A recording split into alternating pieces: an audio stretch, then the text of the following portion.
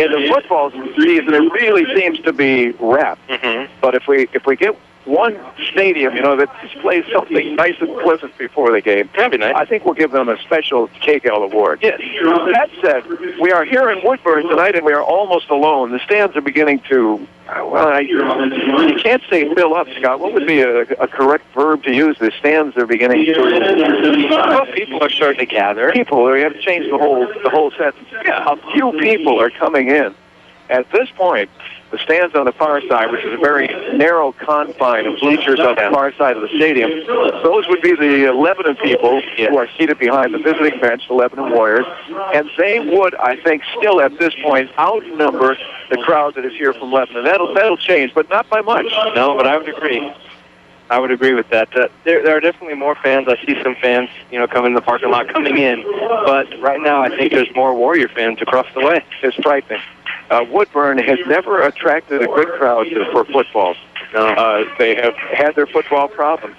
Since 2006, back in 2006, when the OSAA changed the organization, the reclassification, and Lebanon then moved from the Midwestern League, in which they had been mistakenly placed for a number of years, to the Mid-Willamette League. And their first time that they met Woodburn in 2006, the Warriors won by a score of 63-8. In 2007, the Warriors beat Woodburn 54-13. 2008, they won 46-0. 2009, we were here 3 years ago. We changed the venue every other year.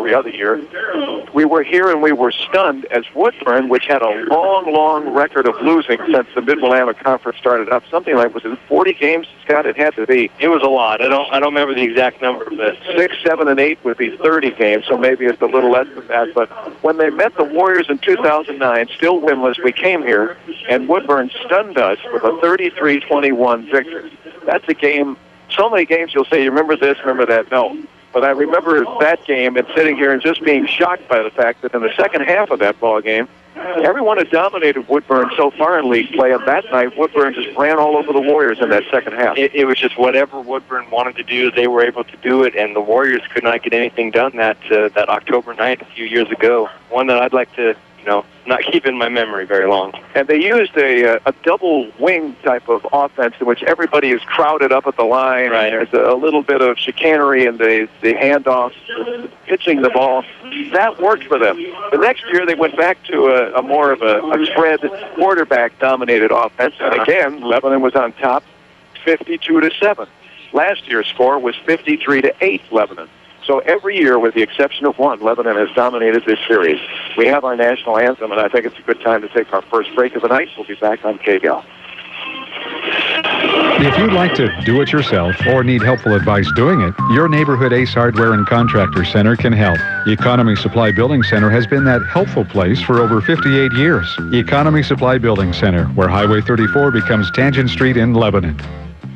Mama's Fine Italian and Wine Shop, offering lunch and dinner, takeout, and catering too. Here's Bob. Come down and visit us and try some of our hand-tossed pizzas, my friends. That's right, hand-tossed. Mama's Fine Italian and Wine Shop, in the heart of Lebanon on Oak, between Main and 2nd. Need some electrical work in your home or business, but it just seems like too small of a job to call the pros? No matter what the job, call City and Suburban Electric. Proud to be a contributing member of our community. City and Suburban Electric. Call 451-5609.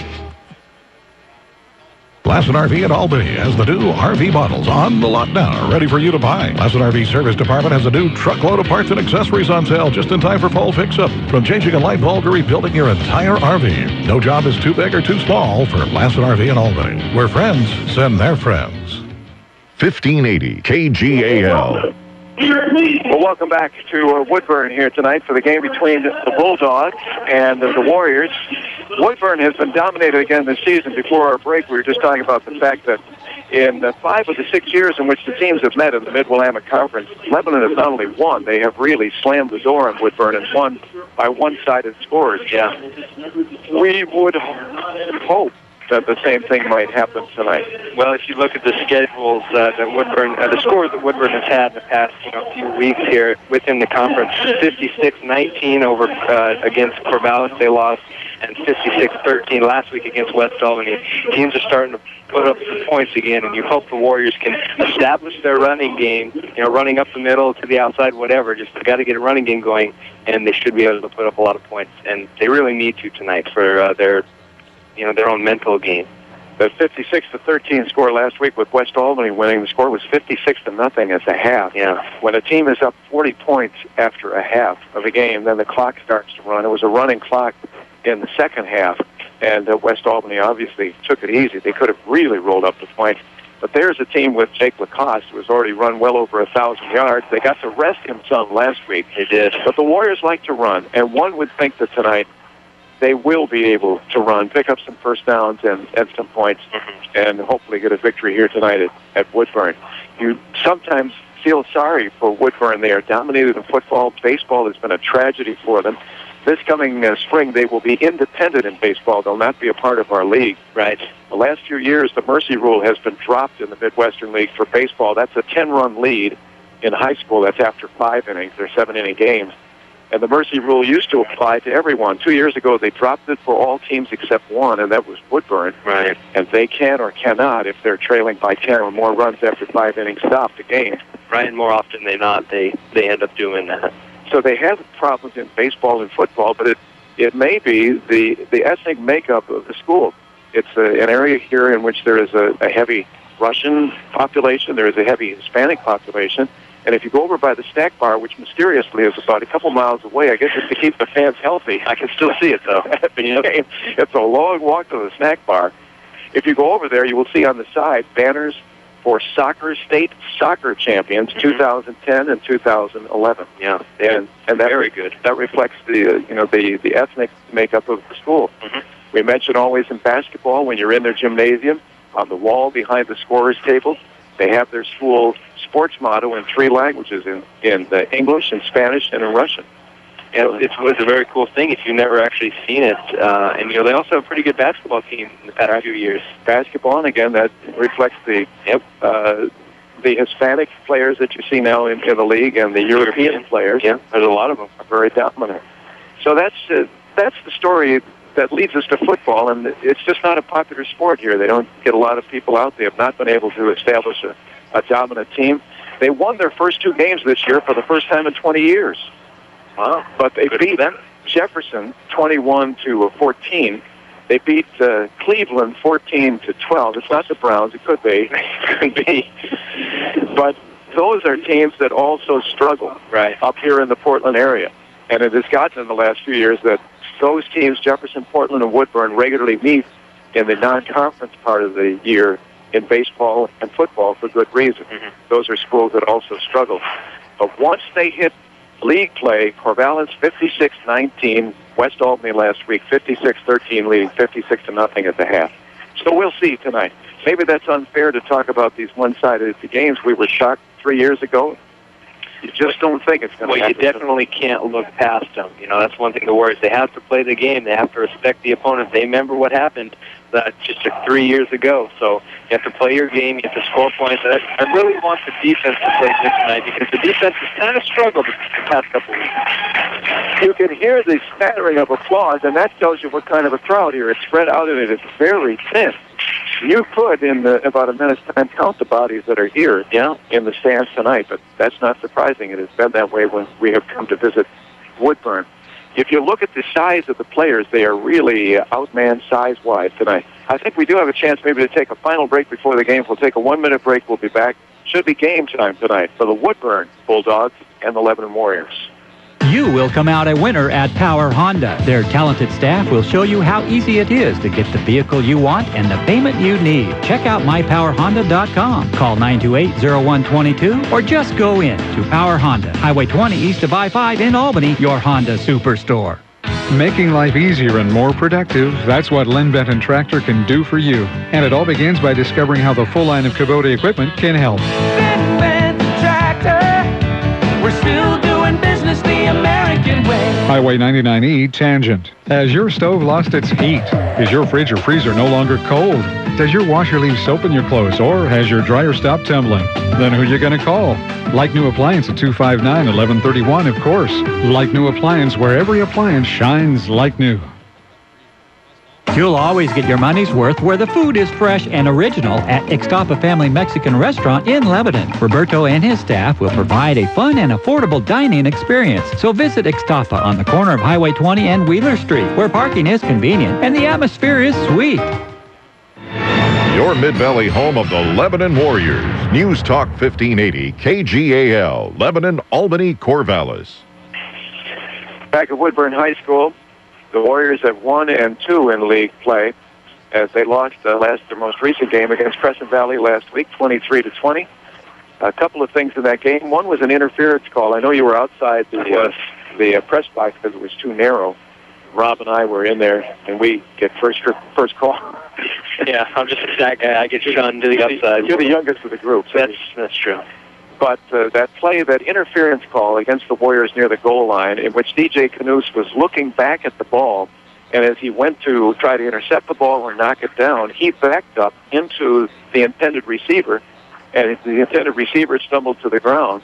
There was an interference call on that. That gave Crescent Valley a key first down. They would score on the drive, win the game 23-20. Yeah. But Canoose was looking at the ball. Well, and that's the key thing here is he was looking at the ball, so automatically he should become a receiver and be treated as a receiver because he's just trying to make a play on the ball. He didn't know where the defender was, but he was looking at the ball, which is what you're taught to do, right? And that's what you are supposed to do when the ball was in the air. The ball was in the air. And that's well put. He became actually the receiver in effect, but that interference call did play a key part in a score for Crescent Valley that put them on top and out of reach last Friday night. But we have replacement officials tonight. They're different officials. Oh, were these ones that were in the NFL last week? They got bumped back down to high school again? I think they're back in the lingerie league. Oh, okay. That's a little more fun. What the heck is a lingerie league? Do you have any idea? I don't know, Ray. What do they mean by that? I don't know. Did you hear that with the...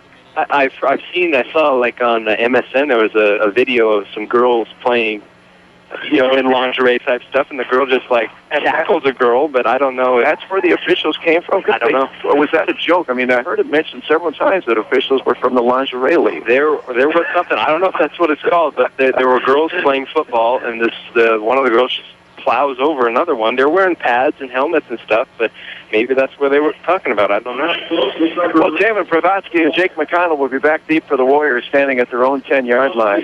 It may be a little tough at times tonight to tell you exactly where the ball is. There are no numbers on the field, nor are there individual yard markers.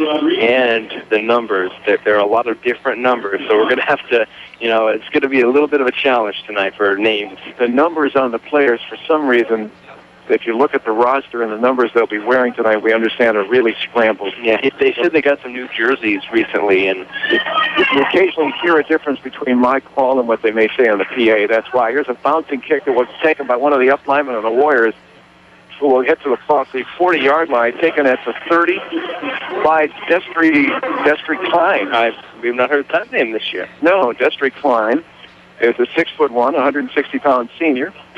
They say one of the up linemen at the 30 on a low line drive kick, handled it nicely and took it out past the 40 to about the 42-yard line where the Warriors will begin for the first time tonight. And very good field position. And we will quickly learn if our belief that the Warriors, with their size, we said that in Ashland too, and it didn't work out. We did. But Ashland's a much different team. Ashland had a lot of speed. The Warriors, with their speed and size, will see what they can do tonight. Here is the first handoff. Brandon Marquez, I think, on a keeper on the first play, out past the 45 to about the 47-yard line. And again, you're guessing in between the yard markers. He's about midway between the 45 and midfield. Yeah. And a gain of about 5 first down. 2nd and 5 for the Warriors. Marquez on a keeper. They will work from their normal formation. One receiver right, one receiver left, and two backs in the eye. The deep back, Canoose, is going to get the ball, and he's got a good room here. He's going to break through it. He may go all the way. He will be stopped at about the 20-yard line. When I say about again, you have to look at where the marker is in the field, go across the field, and look for one of the small placards, trying to match that up with the chalk line, which basically disappears when you get to the far side of the field. And you're all trying to do it in real time, too, so it's just that much harder. So it's just inside the 20 at the 19. When they set the chains, it is easier because you can tell where the chain is on the far side, and you can look across the field more easily to the ball. 19-yard line after a long run by DJ Knuth. They'll give it to Taman Pravatsky, who is the up-back this time, and he will carry to about the 15. A gain of 4 on first down, 2nd and 6, and it would seem like our analysis, while mine never holds any water. Your prediction has been proven true so far. The Warriors are just flexing their muscles. They've run 3 straight times, and they've gotten good yards every time. My analyses basically take on water and sink quickly. But so far, they appear to be holding water here tonight as the Warriors are moving very easily to the 15-yard line. 2nd down and 6, just underway at Woodburn High School. Same backs. Taman Pravatsky, the up back, DJ Knuth, the deep back in the eye, and Woodburn jumps. And that should leave about 1 yard, a 2nd down and 1 for the Warriors. Well, maybe. Well, let's see. They're looking Lebanon's way. He's going to turn around. You're right. I should never doubt you. I'm on a roll tonight. Maybe we should quit while you're ahead. I don't. Maybe we should just call it a night. Phone in the score later. Yep. We have our beloved outdoor crowd mic tonight, but it's not going to pick up much. No, unfortunately it's not. We are outside. There's a neat little pin in the middle of the stands where they have a fumble by the Warriors, and Woodburn has recovered. Oh, now the analysis about the Warriors suddenly looks bad. I'm thinking again. No.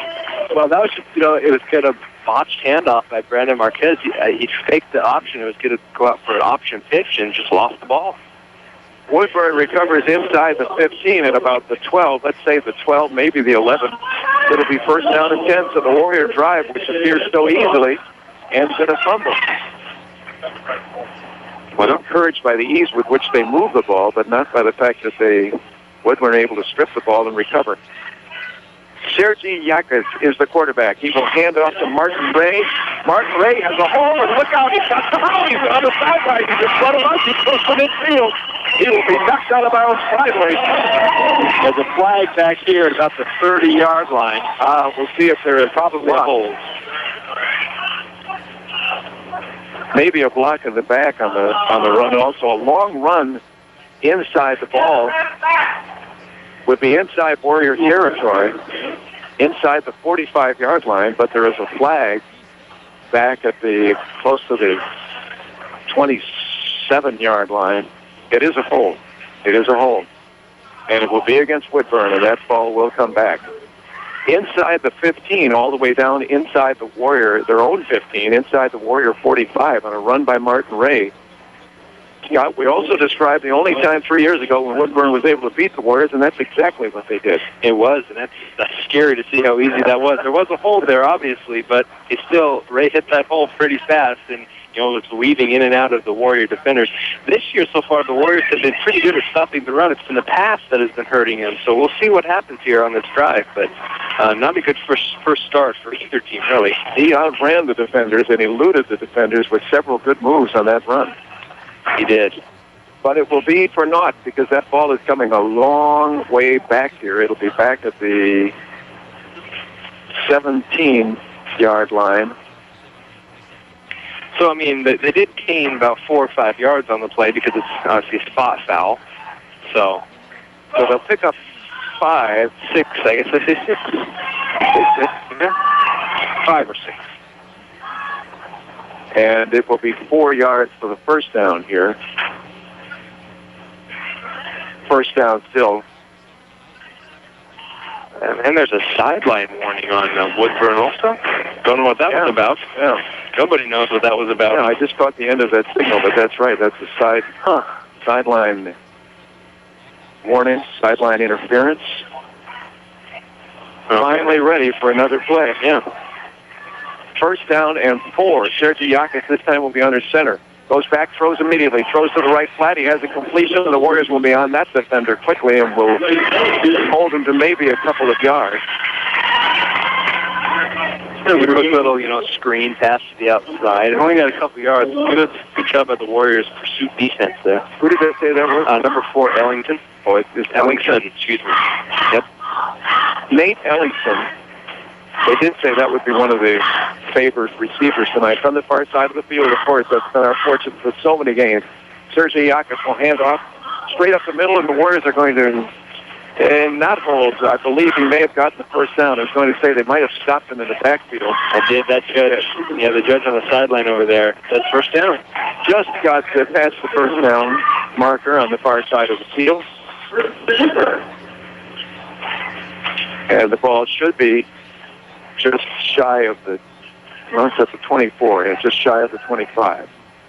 24-yard line, 1st and 10. So Woodburn gets the first down after a good run by Martin Ray, most of which was negated by a holding call, but then a couple of runs, a completed pass and a run for a first down. Here's Martin Ray out of the backfield, or is it Yackett? It's Yackett. It was a quarterback keeper, Yackett. It is, yeah. Maybe they had used the direct snap, but it's number 7, Sergei Yackett, picks up a couple of yards on first down. We'll call it 2nd and 7. 27-yard line. Boy, you hate these games where you have to keep judging where the ball is, tell you what the yards. But it's very hard. You can't see the placards on the far side of the field. No. You can't see the ones on this side of the field. I don't even know. I don't think there are any on this side of the field. Martin Ray is the runner, and he will be held short of a first down and maybe not too much yardage finally on the play, although they might give him a little more forward progress than where he is tackled. It's not much doing. I think he only got about a yard on that play. It was a draw play to the outside. The Warriors, good pursuit tackling again, getting to the football in numbers. I would agree, a yard, if anything. Again, you're just looking at the placement of the ball. It looks almost to be in the same spot. Yeah, it's very hard to tell. It looked like they moved the down marker a little bit to the our left here. 3rd down and about 6. 3rd down and 6. 7:42 remaining in the first quarter. Woodburn running some time off the clock here. The pass by Yakas is complete. Outside, and he will be stopped short of the first down. Let's see if that's Ellington. It is. Yep. It's Nate Ellington, who I believe is short of the first down, but you'll have to wait to see where the ball is placed. That may be a first down. It's very close. I'm going to say maybe about a yard short. It's hard to judge from the chain on the far side. If you look at the angle from here, it almost appears that the ball is placed beyond the chain. And Woodburn, a 4th and 1 at their own 33 will go for it, because so often they get this kind of opportunity. Right. And that's what they're thinking. It's 4th and, a yard, maybe a little more. They can get this. Here's Yakas under center.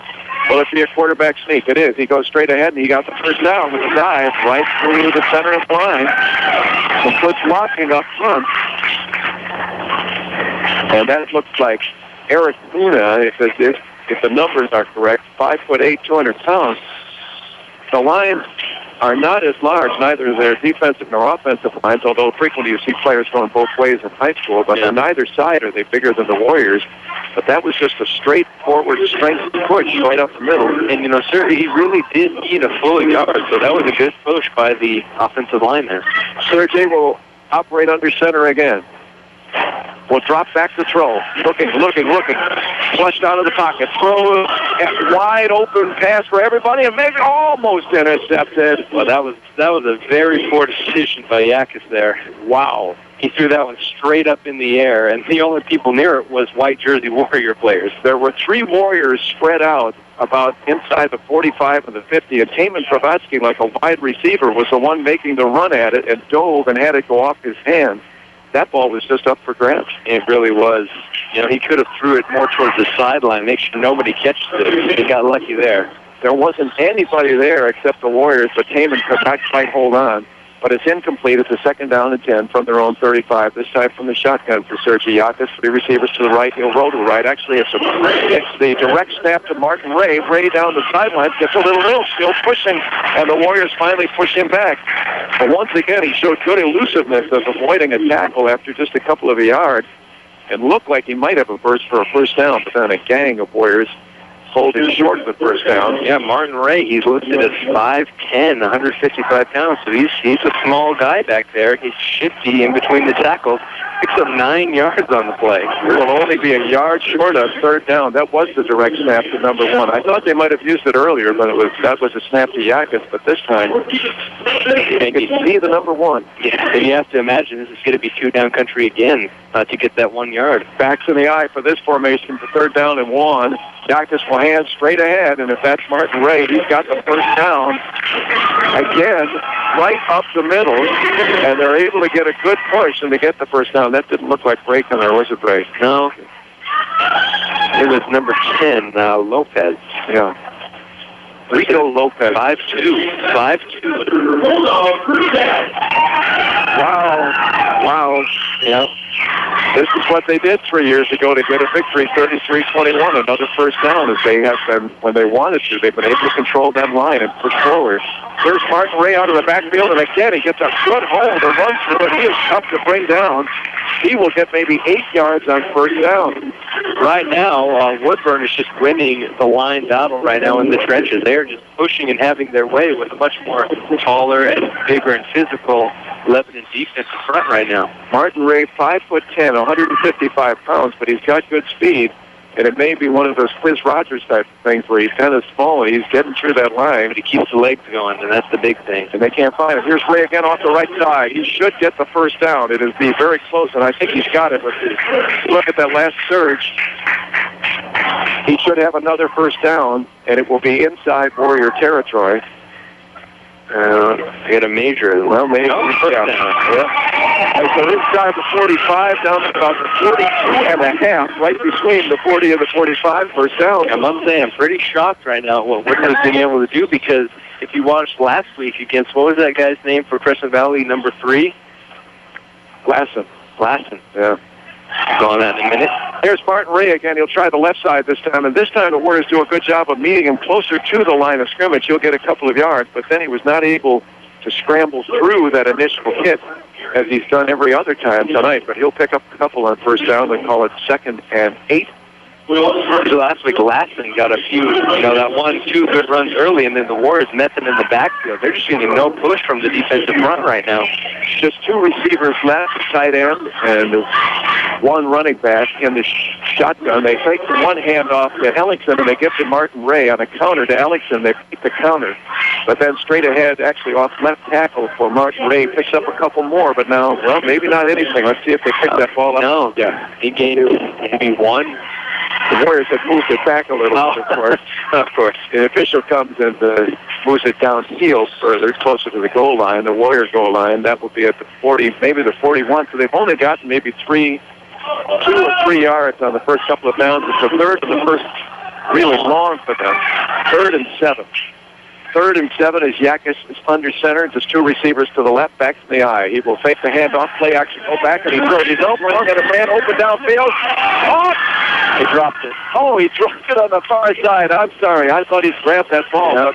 And look at the official. The official gets the signal that it's incomplete. I didn't see the ball come out. I thought it was in his arms, and he was on his way to the end zone. Nice throw by Yakis to the intended receiver, Rodolfo Hernandez. Down at about, where was that? Maybe the 15-yard line. Yeah, it just looked like it went right through his hands and it hit the turf. Boy, sometimes being too wide open is a problem. 4th down and 7, a long 7, and they will operate from the shotgun. What would appear to be a pass down for Woodburn. Yakis has it, rolls to his right, looking, throws downfield and throws it out of bounds, incomplete, and finally the Warriors have stopped this drive, but a lot of time off the clock. About a 7-minute drive. It's about the 10-minute mark because the Warriors moved down the field handily in about 2 minutes' time and then fumbled at the 15-yard line of Woodburn. Woodburn takes over, drives all the way to the Warrior 42, but finally they turn the ball over on downs. First down and 10 for the Warriors. Well, the good news so far for the Warriors is they were able to move the ball on their one and only drive, which they ended up fumbling. It's been, a problem. Sometimes it's the option. So it'll be interesting to see if they can continue to move the ball on the ground here. Brandon Marquez is the quarterback. A receiver right, left, backs in the eyes. DJ Knuth is the deep back, the fullback. And Knuth will have the ball and finds a little hole and gets up to the 45 and falls forward to about the 46. Call it quickly a gain of 4. And 2nd down and 6 coming up for the Warriors. Enjoy your favorite delectable candies from Victorian Chocolate Company. Pick them up at the Bright Purple Building near Ralston Park in Lebanon. Or order them online at victorian-chocolates.com. You know what Monday is? It's October 1st. Wow. You know what follows October? November. And holidays. Yes, Thanksgiving, December, Christmas, all that. Remember, Victoria-chocolate.com. Second down and 6. Here's DJ again. He's ahead. He's got the first down. He's going to put a move on. He's over the 40-yard line, down at about the 40, inside the 40. He places the ball at the 36, but let's see. The official will move it back a little here. Back a couple of yards, back to about the 30. How do you get the ball that far ahead? Oh, no. Back about the 38. Must have been a roll. But first down, a nice run for Knuth. He almost had the opening for the touchdown, but one defender able to make the saving tackle, grab him by the ankles, or it was daylight to the end zone. But the Warriors are picking up some big yards. Let's see if they can hang on to the ball this time. From the 38, first down, and the Warriors, well, let's see who jumped. I think the Warriors, let's see. No, offside. Woodburn did jump. That's twice tonight so far. Woodburn jumped first. You did it first. Well, you never know. I mean, everyone jumps. One person jumps and the other team jumps, and everyone's pointing every direction. So it's 1st and 5 from the 33. Warriors get a break there and only need 5 yards to keep this drive going and trying for the first score of the night. Only 1 minute, 59 seconds remaining in the first quarter. Keeper, Brandon Marquez on a keeper up the middle. He's got the first down handily, and he will be close to the 20-yard line. That's where he places the ball, at the 20. It'll be a first down and 10 for the Warriors. Again, the official, of course, has to move it back a bit. I believe it's the 22. Reminds you again, the only thing we have is to look at small placards on the far side of the field. And if the players are lined up in a certain position, you can't see that placard until they move the huddle. And then you're left to guess the number of lines from the end zone, and they're not easy to see. They're rather faint. Here's Marquez again on a keeper. This time he is wrapped up out of the backfield, but he falls forward. He probably got about 5 yards on the play. A good gain. They did have him at the line, but he was able to still push forward for a good gain. Yeah, like I said, everyone's been able to run the ball for Lebanon so far. It's just, can they hang on to the football and not fumble it again down here? They've run with Marquez a few times. They've run with Knuth with success. They haven't really got the fullback into the game too much. Provas get a couple carries on that first drive, but none so far in this drive. Second down coming up for the Warriors again. Same back to the eye. DJ Knuth will take it. He tries to weave his way through traffic. He does, and he's got a touchdown for the Warriors.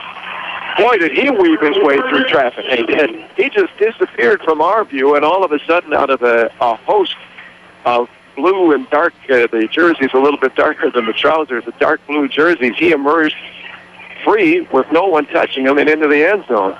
He had to be surrounded by about 3 or 4 players, I would say. Yeah, it looks like he had some couple good moves there. But it may be one of those cases where everybody's trying to grab him and nobody does. Right. But it's a touchdown for the Warriors. Swinging Gage here. They're going for 2. They will go for 2. Marquez is going to keep it. He tries to get in the end zone. Got it. The Warriors say he did, and he did. The officials agree, 2-point conversion. So the Warriors did move the ball easily again. The first drive, though, they fumbled. Then Woodburn on about a 7-minute drive, able to eat up a lot of the clock here in the first quarter. So we have our first score. It's 8-0 Warriors. 50 seconds remaining in the first quarter when we come back tonight on KGAL. The short drive to Corvallis will save you time and money. This is Steve Buckner from Wilson Motors, inviting you to experience the notable difference at Wilson Motors, 5th and Buchanan in Corvallis. Check us out at saveatwilson.com. Lynn Lanes in Lebanon, home of the best burger in town. Good family fun. Bowling. Open every day and until 1 a.m. on Friday and Saturday nights. Ballistic bowling starts at 10 on Saturday nights. Stop by Lynn Lanes in Lebanon. Albany Burgerville is celebrating 50 years of serving customers fresh, great-tasting food with a mission to serve with love. Pick up a Burgerville card now and earn rewards cash for every dollar spent. See store for details. Stop by Burgerville after the game. Order a famous Tillamook cheeseburger. Open 7 a.m. to midnight Fridays. It's that time again. Les Schwab's Fall Tire Sale, our biggest sale of the year.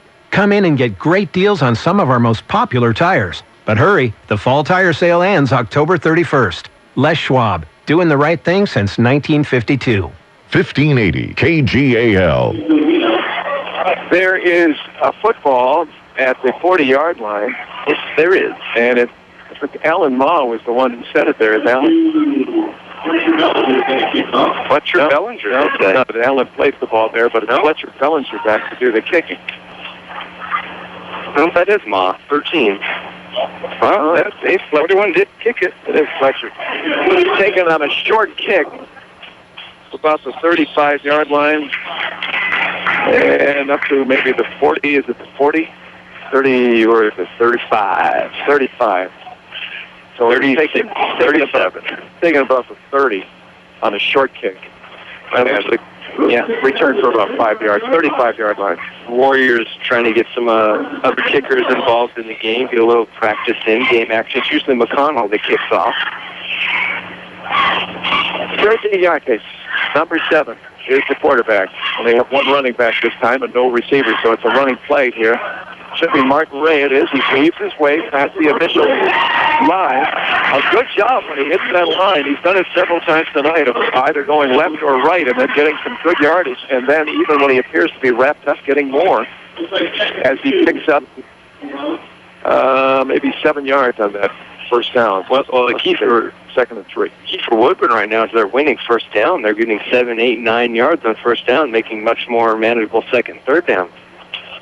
There's Yakis under center. Nate Ellington in motion. Again, they'll hand to Ray. He's got a first down. Dancing. Boy, dancing with the stars, and he's been a star so far. He has. He's got the move. Even many of those crazy 3 judges would say that's a good job. He's got good foot movement. I mean, he really is dancing. You see him dance with shots a little bit left, right, and then finally cut ahead. He's always keeping the legs going, either sideways or vertical. And that's the end of the first. Yeah, but that's the first quarter. So a first down is picked up by Woodburn. They will be at their own 49-yard line when we start the second quarter tonight. A quick quarter, only saw one score, but it's the Warriors at a 2-point conversion, so after 1. Warriors 8, Woodburn nothing. We'll be back tonight, Warrior football on KGAL. Hi, I'm Dave Wood, President and CEO of Willamette Community Bank. We are proud to support our local high school sports, music, and scholastic programs. Be part of the team and get behind our schools and our future leaders. Willamette Community Bank, service like no other, we promise. Member FDIC, equal housing lender. Good, tasty food. That's why Bing's Kitchen has been a lunch and dinner favorite for over 40 years. Choose Chinese or American meals that can satisfy the entire family or a gathering of up to 40 people on the South Santiam Highway in Lebanon. Choose Bing's Kitchen, where the food simply tastes best. We're Linco Federal Credit Union. Keep your money in Linn County with Linco Federal Credit Union. Enjoy a visit with one of our friendly staff at a neighborhood branch near you today. Linco Federal Credit Union in Albany, Lebanon, and Sweet Home. In Linn, you're in. Family owned and operated since 1979, Crabtree Auto stresses the small stuff when it comes to maintaining your vehicle. An oil change every 3,000 miles is a small thing now, but adds up to big rewards down the road. Crabtree Auto's ASE certified technician can help your vehicle maintain its reliability beyond 200,000 miles. Crabtree Auto on Hill Street, just south of 9th in Albany. KGAL. Sergei Yakis to Martin Ray on a first down here to start the second quarter.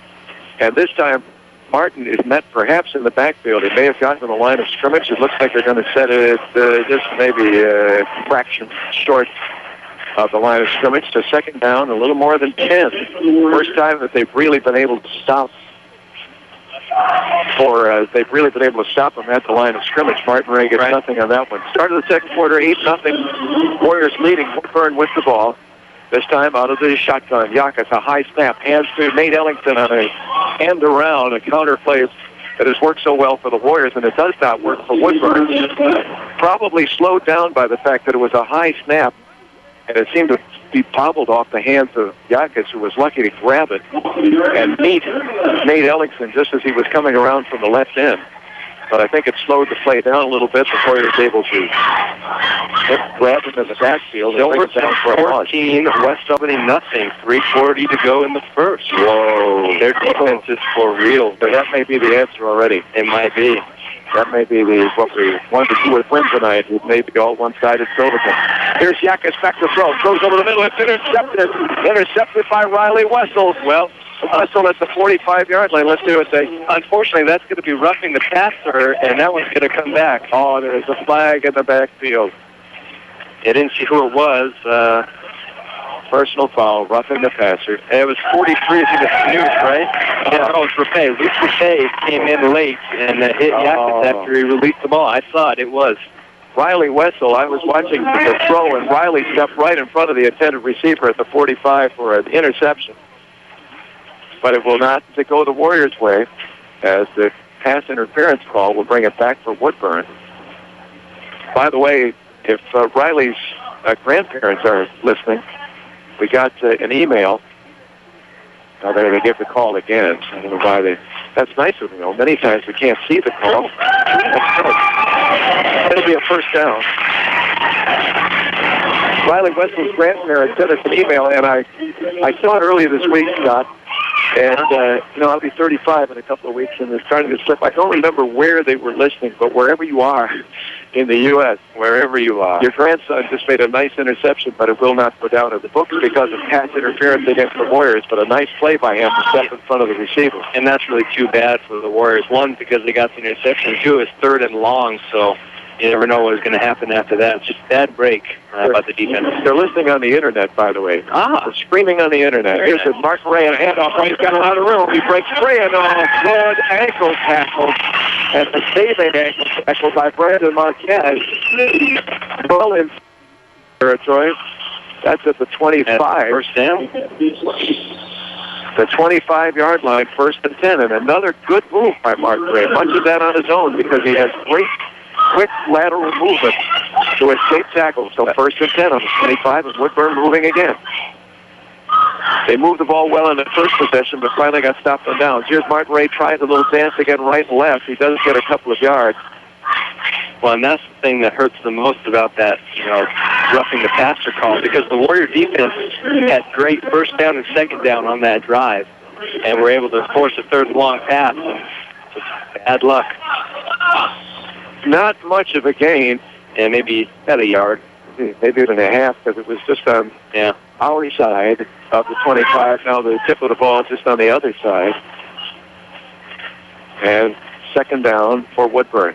With the backs in the eye. Longer call by Yakis. He will pitch the ball right away. Hand off to Ellington. Out of reverse. Ellington right side. He's got some room. He gets a block, and he is brought down from behind. And I believe that is Riley Wessel with a safe tackle, number 11, that brought it down. And it's at the 5-yard line. Let's see if they go inside the 5. They will place it at the 5-yard line, and that was the reverse. They've been bringing Ellington out of either the left or right receiver position, bringing him in on a counter. But they generally have not handed off, but this time they handed off to Ray, who handed to Ellington on the reverse. Well, that was a built-up play because they kept running that one play, like you said. Now they run the reverse, and it completely fooled the Warriors. There's Ellington in motion again. He will settle on the left side of the line. They'll hand off to Ray, tries to bring it down, and the Warriors a good tackle. And who is that, 41?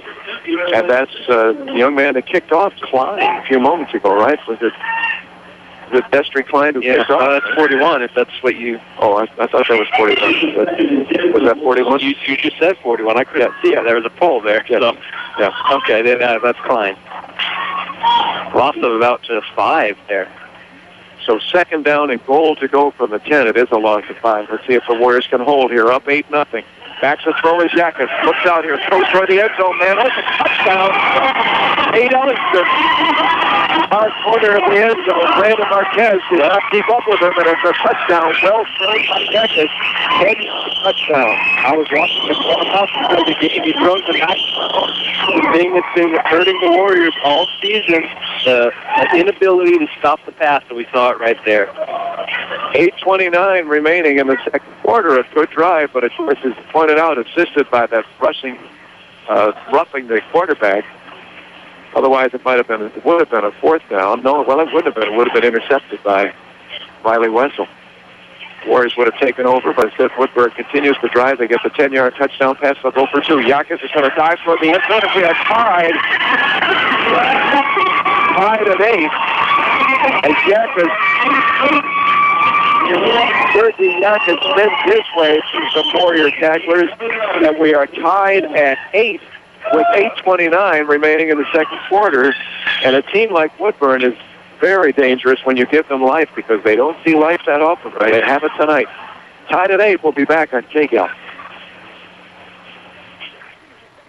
Need tires? Hi, this is Don from Conegat Tire Factory. From lawnmowers to tractors, cars, and trucks, we have what you need. And Conegat Tire's ASE certified mechanics can help you with your brakes, shocks, struts, alignment, oil changes, and stuff you won't believe. Even propane for your barbecue and RV. Conegat Tire Factory, still at the Y in Lebanon. Mama's Fine Italian and Wine Shop, offering lunch and dinner, takeout, and catering too. Here's Bob. Come down and visit us and try some of our hand-tossed pizzas, my friends. That's right, hand-tossed. Mama's Fine Italian and Wine Shop, in the heart of Lebanon on Oak, between Main and 2nd. 1580 KGAL. Woodburn kicking off. They haven't had many opportunities to do that in the last few weeks. They were shut out by Corvallis 2 weeks ago. Actually, I take that back. They were now 56-19. Last week, 56-13 against West, but West was up 56-0 at the half, and Corvallis was up big after one half 2 weeks ago. Here again is a short kick, maybe trying an onside kick. I'm not sure because it was a high kick lofted over the front line of the Warriors. That's not where you would aim an onside kick, but short and gives the Warriors good position as they will take over at their own 40. It bounced out of bounds, 40-yard line. The Warriors begin tied at 8. Well, the Warriors have had good position every time, and that ball kicked out of bounds. So Ball's start against Woodburn on the kick, but the Warriors don't want to take it as the kick puts them in very good position. First and 10, Warriors. 42-yard line will be the line of scrimmage for the Warriors. 8 minutes and 29 seconds remaining. Second quarter, tied at 8. With the Warriors only on their third possession of the game, Woodburn's been able to eat up a lot of clock, 7 minutes on the first drive. A bit of time, just a couple of minutes on this last drive. But the Warriors with the ball for the third time, and they will call a timeout. Timeout on the field. And how come the second, what's there, 8:20? Did 9 seconds go off the clock? Or is that think that's an 8. Is it an 8? I think so. It's hard to see. Would you agree? Or is it 8? No, it is. So 8:20 remaining in the second quarter before the half tonight. Tied at 8. Warriors call timeout. First and 10 for their own 42. They have moved the ball well on both possessions. The first one ended in a Woodburn fumble at the 15. The second one with a 13-yard touchdown run by DJ Canoe. 2-point conversion by Brandon Marquez for tied at 8. Learn how archery is a family sport at the Archery Hunt in Lebanon. You'll find the Archery Hunt just past the lodge on Crowfoot Road. Woodburn back on the field with the blue trousers, the dark blue jerseys, and the white lining, white piping around the blue numerals on the back. The Warriors in their red pants, white shirts, red helmets, looking to move the ball on the near side of the near hash mark. The pitch. And caught in the backfield. Boy, that one did not work. Well, that was going to be a double pass. That was T.J. Hargis. T.J. Hargis in the game lined up as a wide receiver. You're probably right. He wanted to go and throw the ball because he's the backup quarterback. It looked like it was going to be one of those trick plays. He was getting ready to pass. Somebody was open. The pressure came. He went down. Back at the 34. We'll call it a loss of 8 on the play. When he grabbed the ball and he wanted to head from his receiver position as he was flanked left to the center of the field, and he was easy prey. Boy, they were on him quickly. And there was multiple people on him. So a loss of 8. Second down at 18, and Brandon Marquez will talk things over. Another timeout. Wow. Bad clock management by the Warriors here. So a timeout. This time we will take a break. 7:45 remaining in the second quarter. Tied at 8. The Warriors now in a second and 18 as we return tonight on KGAL. Need some electrical work in your home or business, but it just seems like too small of a job to call the pros? No matter what the job, call City and Suburban Electric. Proud to be a contributing member of our community. City and Suburban Electric. Call 451-5609. Lassett RV at Albany has the new RV models on the lot now, ready for you to buy. Lassett RV Service Department has a new truckload of parts and accessories on sale just in time for fall fix-up. From changing a light bulb to rebuilding your entire RV. No job is too big or too small for Lassett RV in Albany, where friends send their friends. 1580 KGAL. Warriors back, second and 18. Marquez will hand to T6. He is cut in the back. He was flat. Good, solid one-arm tackle by Miguel Salinas of Woodburn. He was met in the backfield. First time that's happened to him tonight. So maybe where they have that ball placed, he picked up maybe a yard. Yeah, well, they're going to say he picked up 1 yard, but it's still 3rd and 16 for the Warriors. Probably a passing down, you would think. I would think so. You would think, but we have been wrong before. They are running with success, so they will send 3 receivers to the right, 1 to the left. As Brandon Marquez will operate from the shotgun. He wants to throw. Steps back, throws here, throws long. There's a man scooting down the field. And that's Matt Tracy, his favorite receiver last week. He's the attempted receiver on the first pass. He had an opening at about the 30-yard line, but the ball bounced a couple of yards in front of him. A good arm by Brandon, but unfortunately too much of an arm on that throw. Matt Tracy was open. Right. If it was right on line, that was going to be a touchdown for the Warriors. See, like you said, he was open.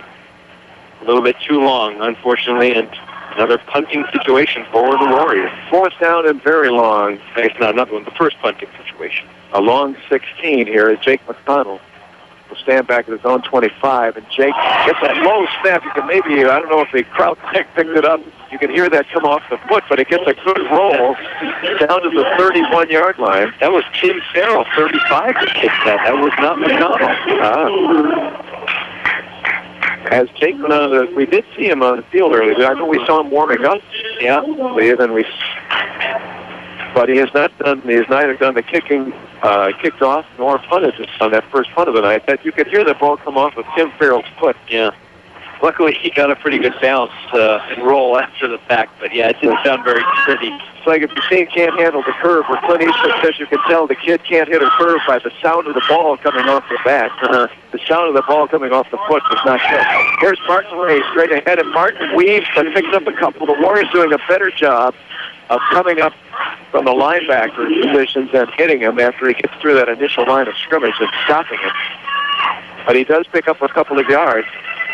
Simply on the ability to dance left and right. But that's better. 3 yards is better than the 8 and 9 that he was getting earlier in the game. This is a profound observation. That's why they pay me the big bucks. That's why you're there. That's why I'm here. A gain of a couple. 2nd down and 8. Here's a pitch to Martin Ray. Martin will try the left side. Warriors try to extend the run, and they do. They knock him out of bounds. He does pick up a couple. A good block on one of the Warriors on the far side. I couldn't pick up the number to hold him back a little bit, but finally was able to stay on his feet and force Ray out of bounds. But he did pick up a couple of yards going wide to the left.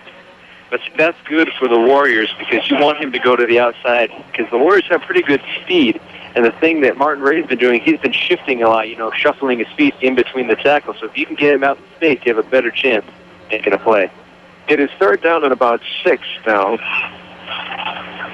Ellingson again moves back from his wide receiver position. Now stands right next to Yakas. Yakas hands to Martin Ray, who tries to go straight up the middle. He's still pushing. The Warriors, though, will win this battle. The Warriors should win a battle like that because of their weight and their size. Right. And as the PA announcer said, it was a scrum. It was really 14 players for Woodburn against 14 for Lebanon. It looked like that many. Almost like a rugby scrum. And it's going to be a good yard for the first down, and I'm sure they're going to go for it again as they did. Similar situation in the first quarter. The ball is right at the 40-yard line, and they need to get to about the 42. So let's say 4th and 2 as Sergei Yakas will operate under center. See if he will keep, and he does straight ahead, and the Warriors stop. That is not a first down, and the Warriors will take over in very good field position, tied at 8. 5:19 remaining in the second quarter. Good stop by the Warriors that time. That the center of the line has yielded some yardage early on in this game, but that time they stopped Yakas cold on the attempted quarterback sneak. Any young kids are listening, sneaking is not good. No. And I'm a little surprised there maybe why they didn't go to Ray, who was been, successful, shifting in between the tackles, creating some space. That time it was just a challenge for Warriors and lost. But they've done that on a couple of short yardage. Yeah. But this one was 2. Yeah, it was a long one. 1.5, Good field position for the Warriors. I'd like to see them capitalize here. Brandon Marquez hands to DJ Canoe. Gets a good burst to the left. Oh, and Woodburn may have recovered, although there was the person who fell on it first dropped it. That was Woodburn. And Warriors, Woodburn catched it. Well, I'm not sure how you can get Woodburn the ball when the Warriors ended up with it at the end of the pile. Did they? Yes, the Warriors handed the ball to the official. I have no explanation. You're the man. This is why you get paid the big bucks. I'm not sure. They must have called the Woodburn player down with possession. But that was just poor ball security by DJ Knuth. He was holding it out, and the Woodburn player didn't catch who it was. He punched it out of his hand. It was stripped inside the 35. The Woodburn player fell on it, but that ball squirted out before he had possession. Right. Then it was anybody's ball. It looked like the Warriors had fallen on it, but possession goes to Woodburn. And they go straight up the middle with Martin Ray, and Ray got back to the line of scrimmage perhaps. The Warriors are doing a better job of stopping that first thrust at the line of scrimmage. You could see one of the Woodburn players fall on the ball after it was stripped, but then you could see the ball squirt out as he fell on top of it. It's right that he had possession. Dual possession. And then Damon Pravatsky, dual possession, there we go. Damon Pravatsky ended up with the ball and handed it to the official. Did he? That's yeah. In that case, I would not say that the Woodburn player had possession because it came out quickly when he fell on it. Here's Yakas on a pitch to Martin Ray, and Ray is stopped in the backfield this time. And like I said, the Warriors should win that battle every time it's a pitch to the outside. Boy, he is stopped in the backfield. One of the few times he's been thrown for a loss tonight, as they will lose back behind the initial line of scrimmage, which is at the 35, let's say the 34. And they've got to get out to 44, so a 3rd and 10 coming up. Martin Ray, so far, in my observation, has been much better going in between the tackles and creating a lane for himself than Ryan trying to get to the outside. Regardless of what happens here, Woodburn with running time off the clock is doing a good job. They'll be in the ball game at half. Only 3:42 remaining. Tied at 8, regardless of what happens here. 4th down and 10, and they're going to go for it. Boy, they've nothing to lose tonight. Here come the Warriors. Oh, and a pass that is too long for Nate Ellington. It was only 3rd down. Oh, was it 3rd down? Okay, I'm sorry. I thought we were at 4th. No, we are at 4th down now. So 4th down. That was intended for Nate Ellington, who was open at the 45-yard line, their own 45-yard line, but the ball was thrown too long, and they will punt this time. But, it's 4th and 9. You're deep in your own zone here. I think I agree. I agree. I thought it was 4th down. I just saw it the night where they're going to go for a low snap, and they stop it. The ball bounced to the intended punter. Somebody jumped. So let's see which side goes here. It will still be 4th and long, even if it is the Warriors, but it would be 4th and 5. Illegal participation. Somebody had 12 men on the field was Woodburn. All right. Woodburn had 12 men on the field, so it'll be a 4th and 15. Well, that can only benefit the Warriors, moving back. And, if I saw that snap, I might be trying to send some people trying to block it there. That snap was not good. It was a bouncer. He did come up with it. He did. And was maybe he's a shortstop. I'm not sure. They should put him on the baseball team. They pointed out their problem. Should. That was a hard bouncer. It was a worm burner. This one is a good snap. And the Warriors still almost get in there, but it is a high, good kick, and that one is really high. Fair catch by Matthew Tracy, and Matthew is still on his feet, but will not get many yards when it's all said and done, and it is now finally done. It is. Went to his right. That was a high kick. You generally don't see kicks that high, but the Warriors had 2 men coming in, and that kicker did a good job to get that ball in the air and still deep. Right, and that's a good thing for the Warriors. They only sent 2 in to block it, and they almost did. So that could bode well later in the game if there's another punch. I don't know if the height of that ball was by intent because he had to get it up. He did, and it was very high. The Warriors have it at about the 43-yard, 42-yard line, so it was very high. But still got some distance out of it. But the Warriors with good field position at their own 42, 3:14 to go, trying to break a tie before the end of the half. We're tied at 8. Yeah, the Warriors desperately need to score here because Woodburn gets the ball to open the second half, if you remember. The Warriors have fumbled twice in this ballgame. The throw on 1st down. Brandon Marquez throws to the far sideline. Caught. And it is caught. Tyler Hall. Not Matt Tracy. No. I'm pretty sure that's his first catch of the year for Hall. The far sideline, and that was thrown right at his feet. I don't know that it was necessary on that play. There really wasn't a defender there, but he came up with a nice catch. He did. On a low throw ball for Marquez under center. Marquez hands off to DJ Canute. Gets a breakthrough and hold on to a ball this time. As you can see, one of those arms come back, and I was worried for a moment somebody was going to get an arm in there, but Canute holds on and picks up some good yardage down to about the 37. 8. As you could tell, somebody had talked to him because he definitely covered the ball up better that time on the run. The only reason the other arm was loose was because he was getting tackled. Right, but you could see that arm come around. Right. It was stripped that ball. It was worrisome, but he did a good job there of keeping control. 37-yard line, Marquez on a keeper. Left side, he's got the ball. He's got a first down. He is inside the 30. It should be at about the 27 or 8, and that will be sufficient for a first down. The clock will continue to run after they set the chains. 2:14 to go. The Warriors again moving the ball. They have done it easily tonight. Well, Woodburn is more than pesky to hang around. Well, yeah, the thing that killed them last week, 2 big turnovers for the Warriors. One down near the 20, and the other one was about the 40-yard line, both big in the ball game. Brandon again under center. Just one receiver to the right. He will go back, and he missed the throw. No, he did have a receiver to the left side. I couldn't see him on the pole. And that's Matt Tracy had thrown incomplete, short of the about the 25-yard line, incomplete. He was split to the left. I couldn't see him for the Woodburn team standing here in front of us. As we sit right in the middle of the stadium. Nice area. They have a little area that's fenced off right in the middle of the stadium where the public address announcer sits and where the scorekeeper sits. They don't have a press box, but it's covered. And usually it's been very pleasant when we've been here. There's a little fence around this area, and nobody else can come around us, so you have a good view of the field. 1:55 to go now as Marquez hands to Canute. No, he goes back to throw. He keeps it. He's up for a loss. A play action. But Canute did not have the ball. Marquez wanted to throw. But as soon as he stepped back and tried to raise his arm, he was tackled for a loss. Boy, it's surprising the number of plays that have backfired for the Warriors that have kept them out of the end zone or fumbled. Mistake prone tonight, and there's now 1:41 remaining. There is a timeout on the field. We'll keep it here, and a reminder from your Steel and Husqvarna headquarters in the Valley, Cascade Outdoor Power Equipment. You'll find Cascade Outdoor Power Equipment near the airport on Airway Road in Lebanon. If that's your need tomorrow, Cascade Outdoor Power Equipment is open. And for a complete fitness experience with cardio machines and weight training, check out Lebanon Racquetball and Fitness.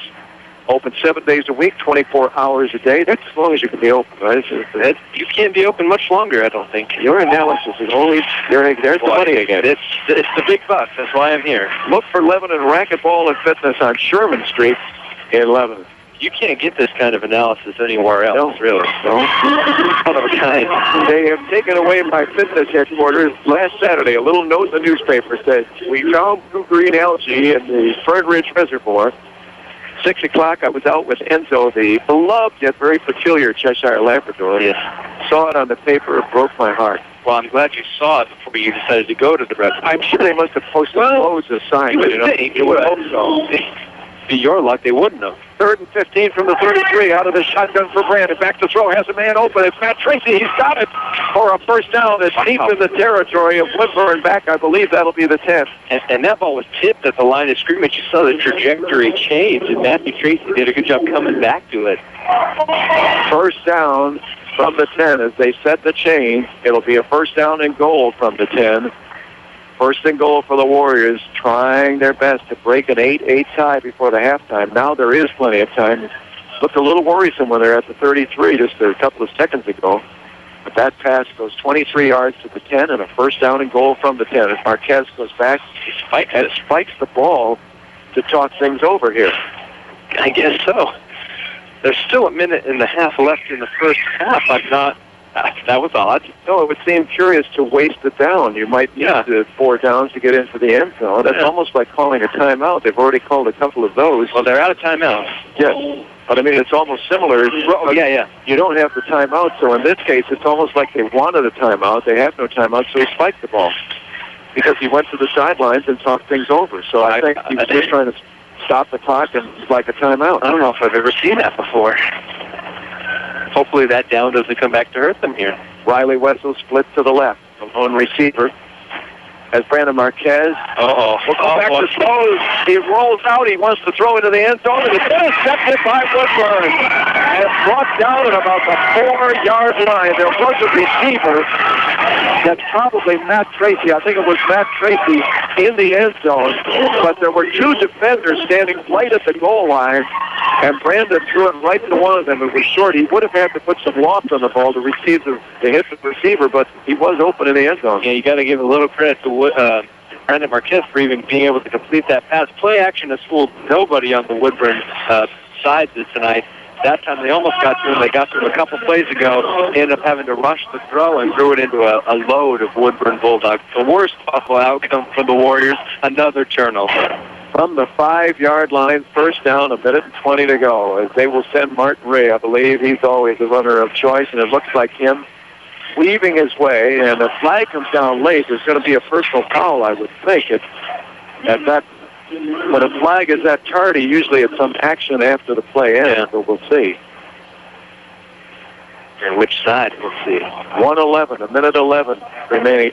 Trips. I am just obsessed with trips and clocks and microwaves, and I can't look away until it changes. Oh, boy. You're going to be looking there for a while, all these refs. And unfortunately, the scoreboard is to the right, and the action is to the left, as the official's still talking things out. No indication. Pointing Woodburn's way of what the flag might be.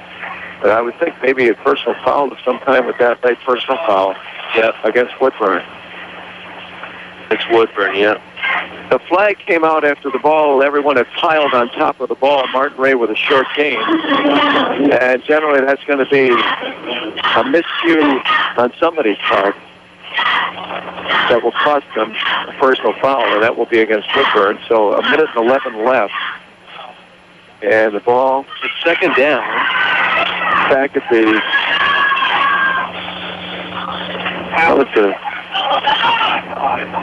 It's at the 6-yard line. Were they all the way up to the 12? I guess they were. Yeah.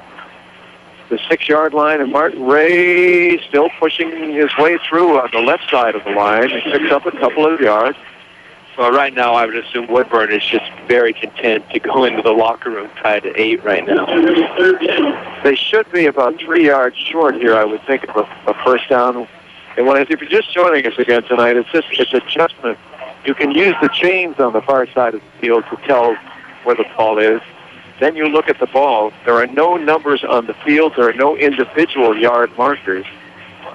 And there are no placards on the near side of the field. So it is sometimes at best just a guessing game as to where that ball is placed. Sergei Yakis will keep with 17, 16, 15 seconds to go. Clock running down. He will not pick up the first down, and I don't think they will run another play. That looks at the end of the half. Are they going to call a timeout? No, I think 9 seconds. They stopped the clock. That was his first down. Oh, did he get the first? Yeah, but the clock will start. So I'll be a football monkey's uncle. I didn't think he got that far. But again, you're judging the line and the chain on the far side of the field, but that's it. And so restart the clock, and Woodburn chooses not to run another play, but they are going to be one happy crew in the locker room. And I would think there would be a real talking to in the Lebanon locker room as the game is tied at 8 at the half. 8-8, Bulldogs, Warriors. We'll be back for halftime here from Woodburn High School on KGAL. Making life easier and more productive, that's what Lindbeck and Tractor can do for you. And it all begins by discovering how the full line of Kubota equipment can help. We're still doing business the American way. Highway 99E Tangent. Samaritan Health Services offers information as near as your computer. Log on to samhealth.org for health news, employment, and educational options, volunteer opportunities. You can even find a physician. For your good health, from Samaritan Lebanon Community Hospital, samhealth.org. Your Mid-Valley home of the Lebanon Warriors. News Talk 1580, KGAL, Lebanon, Albany, Corvallis. If you'd like to do it yourself or need helpful advice doing it, your neighborhood Ace Hardware and Contractor Center can help. Economy Supply Building Center has been that helpful place for over 58 years. Economy Supply Building Center, where Highway 34 becomes Tangent Street in Lebanon. You will come out a winner at Power Honda. Their talented staff will show you how easy it is to get the vehicle you want and the payment you need. Check out mypowerhonda.com. Call 928-0122 or just go in to Power Honda, Highway 20 east of I-5 in Albany, your Honda Superstore. 1580 KGAL. Back at Woodburn High School tonight, the Warriors and the Bulldogs tied at 8 at the half. The Bulldogs, the team that was defeated by Corvallis 2 weeks ago, 56-19, and a team that lost to West Albany 56-13 last week. I know West Albany led by 56-0 at the half. I know Corvallis' lead was sizable at the end of the first half. And the best the Warriors can do here tonight is to be tied at 8. They fumbled twice, including the initial drive, which in a couple of minutes they were down the field to the 15-yard line. Yes. And they fumbled. That was Brandon Marquez with the first fumble, am I right? Yes. He was trying to option to the outside, and he ended up dropping the ball. And then later on a drive at about the 35-yard line, DJ Canute had the ball stripped from behind after a nice run. The ball was stripped and was recovered by Woodburn, although it was questionable. They fell on the ball first. As you can see, they had the first shot at the ball. But the first player who hit the ground and seemingly was going to recover it, it immediately squirted out. You would contest, you can't see the replay, but from just watching it quickly here, not too far that distance from us, that the ball squirted out quickly and then was recovered by the Warriors. It was recovered by Taman Pravatsky, as Scott noted. Taman Pravatsky handed the ball to the official. Yeah, I still don't understand that play. But the official apparently ruled that the young man from Woodburn who had fallen on the ball fell on it long enough to establish possession, and that the ball was stolen. But there's no way that Taman grabbed that ball away from him. He grabbed the ball was free. Well, yeah, I mean, even if it was a fight, obviously Taman ended up with the ball. He handed the ball to the official. They didn't, like, unpile players or anything. They just automatically gave it to the Bulldogs, it felt like. But that was another fumble for the Warriors. Stop what appeared to be what might be a drive that would end in some points. And then at the end of the half, Brandon Marquez throws an interception. They had a first down and goal from the 10, about a minute 30. He had to spike the ball on first down. Warriors were out of first down, or out of timeout. And I would say again that the only reason you would spike the ball in that position is that you needed time to talk things over. And that was the third time on that drive that they needed to go to the sideline. So there's evident confusion on the Warriors' part as to the plays they were going to run. On the next play, Brandon rolled out, was chased, was running for his left, running for his life to his right, threw the ball short, and a couple of defenders standing on the end zone. One of them intercepts, and Woodburn ran out the clock, and we're tied at 8 at the half. Early on, I said, finally, one of the pitch prognostications as we talked about the ball game and the fact that Woodburn has been dominated again this year. Yes. 5 of the 6 times the teams have met, the Warriors have really stomped them, except for one time, one shocking night 3 years ago, where Woodburn won here 33-21. And after the first drive, 2 minutes in, you gave me credit for finally, it's my fault, finally saying something accurate. It was about the next play that, boom, yep. They fumbled, and Woodburn went on a long drive, ate up a lot of the clock. The Warriors finally able to score, but then Woodburn matched that. Both teams with 2-point conversions, and we are tied at 8, and both of us are surprised. Well, you know, I'm really surprised. But honestly, it's a lot of the same story that happened last week against Crescent Valley. The Warriors have been able to move the ball basically at will, it seems like, except for one drive. Would you agree? 3 turnovers, yeah. Yeah, and then they got down here, it's about the 20, 15-yard line. Over here, about the 35-yard line, and then that pick near the goal line. Those are 3 drives that they could have got points on, and, you know, they could be 3 touchdowns ahead right now. Instead, the turnovers that killed them last week are killing them again this week, and unfortunately, it's only tied at 8 at the half. But you got to give a lot of credit to Woodburn for their long drives that they have, and they've just been punching the Warriors in the mouth right at the point of attack and saying, we're going to run it right up the middle, and you can't stop it.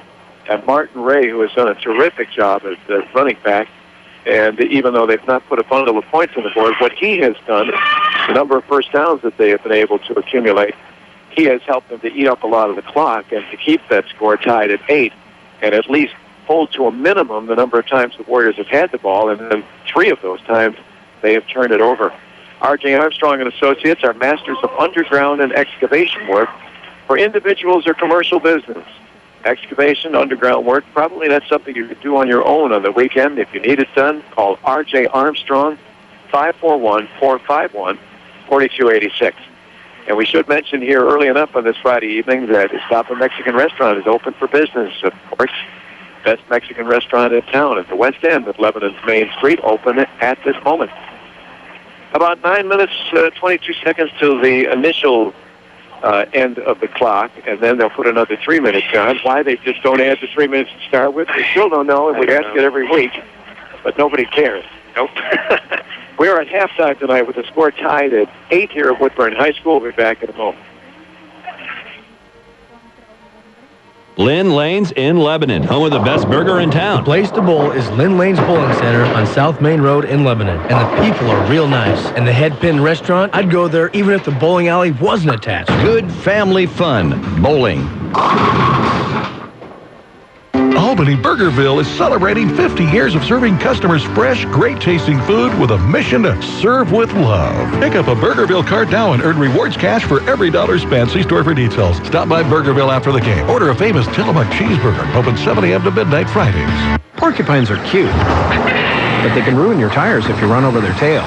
Luckily at Les Schwab, along with great prices, every one of our car or pickup tires comes with the kind of protection most other places don't give you, like free flat repairs and more. Les Schwab, doing the right thing since 1952. Hi, I'm Dave Wood, President and CEO of Willamette Community Bank. We are proud to support our local high school sports, music, and scholastic programs. Be part of the team and get behind our schools and our future leaders. Willamette Community Bank, service like no other, we promise. Member FDIC, equal housing lender. KGAL. Back at Woodburn High School tonight, tied at 8, both teams with a touchdown and a 2-point conversion. The Warriors touchdown coming with just under 2 minutes remaining in the first quarter, and with about 3.5 minutes gone in the second quarter. The Woodburn Bulldogs theirs. The Brandon Marquez, actually DJ Knuth ran 13 yards for the Warrior touchdown. Marquez rushed for the 2-yard 2-point conversion. It was 8-0. And then with 8:29 remaining in the second quarter, a pass from Sergei Yakis to Nate Ellingson was good for the touchdown, and Yakis himself took it in for the 2-point conversion, just as Marquez had done for the Warriors, and we are tied at 8. I think most of you probably know of the fire that happened here at Woodburn High School last year. It was ruled to be arson by some youngsters. I guess I don't remember. I think they were high school youngsters, but maybe a freshman. Yeah, that's what I remember, freshmen. But they were playing foolishly with a lighter and lighting things apparently in a wood shop with all the flammable material that was there, and they were setting fire to things like like soft soap and things of that sort. Yeah, hand sanitizers. We were told before the game that are flammable. They're very flammable. Yeah. And this caught some of the material in the wood shop and started a fire that caused a great deal of damage. I know we've had that story in our morning update. I don't remember the amount, but I can tell you it is shockingly up there for the amount that of destruction the fire caused. But Scott and I took a little ride around getting here early. It's an interesting campus. It's widely spread. There are several buildings that are nice-looking buildings, but built on the style of Quonset huts. The military people know what I mean. They're smaller, narrower buildings, but they're nice ones. They don't look like temporary facilities. But there are just so many different places. There are 5 different schools here that they have. International Studies School. They do have the wood shop. We were told the names before the game by the. We were talking to some people, but I don't remember the names. But therefore, it's a campus that is widely spread out with a number of buildings. And we took a ride around, and we really didn't see that much damage on any of the buildings. But they say that the band rehearsal room was lost. The wood shop, of course, was lost. A choir room was lost, and a theater. An auditorium was lost among the buildings that were burned. Although we couldn't find what I thought there'd be evidence of the rubble, we really didn't see it. But the loss was considerable here, and they're going to have to raise some money. We talked with a couple of young ladies that were cheerleaders who were coming into the game just as we were entering, and they said that it was their understanding, whether they have full understanding of the story, they said they didn't think that the insurance covered all of the damage. And so they're going to have to fundraise to rebuild those things. And there's a bit of hardship in some of the classes and the space at the school right now at Woodburn High School. hardship for the Warriors tonight as they're trying to keep they're trying to get a second win here tonight after they won a couple of weeks ago handily against South Albany, scoring 64 points. And from that output, I rather thought we might see the same against a rather undersized Woodburn team tonight, but we're tied at 8 at the half. We'll come back in a moment on KGAL. The short drive to Corvallis will save you time and money. This is Steve Buckner from Wilson Motors, inviting you to experience the notable difference at Wilson Motors, 5th and Buchanan in Corvallis. Check us out at saveatwilson.com. Has your stove lost its heat? Is your fridge or freezer no longer cold? Does your washer leave soap in your clothes, or has your dryer stopped tumbling? Then who are you going to call? Like New Appliance at 259-1131, of course. Like New Appliance, where every appliance shines like new. 1580 KGAL. Woodburn High School is our site tonight, as we are in the middle of the bleachers here. I pointed out that they have an area that it's nice of them to do that. Of course, they need it not for us. I've also thought if this is the announcer area, but the thing is it's for public address and their scorekeeper, who sit at a table that is here in a little area where the bleachers, it's like 1, 2, 3, 4, 5, 6, 7, 8, 9, like 9 bleachers across, creating a little area that is fenced off, and there are a stairway to both sides, so that pushes the crowd back a little further. If the attendance were as good as it should be here, there would be people right behind us in the bleachers, but they're not. Yeah. It's a very sparse crowd here tonight, a few hundred people. It is a little more filled to the right side, but there's probably only about 100 people, a couple hundred people there. A very small crowd. It just doesn't seem like there is a great turnout for football here at Woodburn, and it doesn't seem like there's a great interest in football. Yeah. I mentioned earlier they are the defending state champions in soccer in 2010 and 11. They're going for 3 straight this year. I would imagine, as we were talking before the game, that they probably get a good crowd for soccer. I would have to think so. But not for football tonight, but we're tied at 8. Scott has some scores, including the game of the night in the 5A is Silverton and Woodburn, Silverton and West Albany. Probably the game of the in the 5A level in the state of Oregon, and it's a surprise right now. Silverton's 14-0 over West Albany out there still in the second quarter. They had a delay there, but wow. Just wow, huh, Ray? Yeah, I am surprised that West cannot score, and maybe they have stopped Jake McCott tonight. You said he fumbled. He did fumble once, so West was on the move, but they trail 14-0. That may be the game of the year in the Midwestern League. I think so. Mid-Willamette. Crescent Valley 10-0 over Dallas. I don't know if that's at the half, probably close to it, but not a big score, only 10-0. Let's see here. South Albany 14, Corvallis 13. Whoa. Wow is right. So maybe that South Albany win's looking a little better. Yeah. The Warriors beat them 64-28. Mm-hmm. Springfield 21-14 over Ashland, a Warrior opponent. Yeah. Springfield's been playing very good lately. They're ranked in the top 10. I don't know where, but I think they're like 9th or 8th right now. Wilsonville 28-5 over Mountain View, another opponent for the Warriors. Number 1 Sherwood all over Liberty, 35-0 at the half, and Marist 34-0 over Willamette, also near the half or at it. So, interesting scores from around the state. We are tied at 8 here in the half. The Warriors have returned, and Woodburn is not here. There they come. They're at the far end of the field. They have a cloth out there. Oh, I got an update from your son, 14-7 now. But Silverton still leads. But West back in the game. Is that still in the first half? At Silverton tonight, by the way. The Woodburn Bulldogs are going to burst through that cloth. Let's hope that that's lightweight and it breaks. Here it comes. Oh, that's paper. Just paper.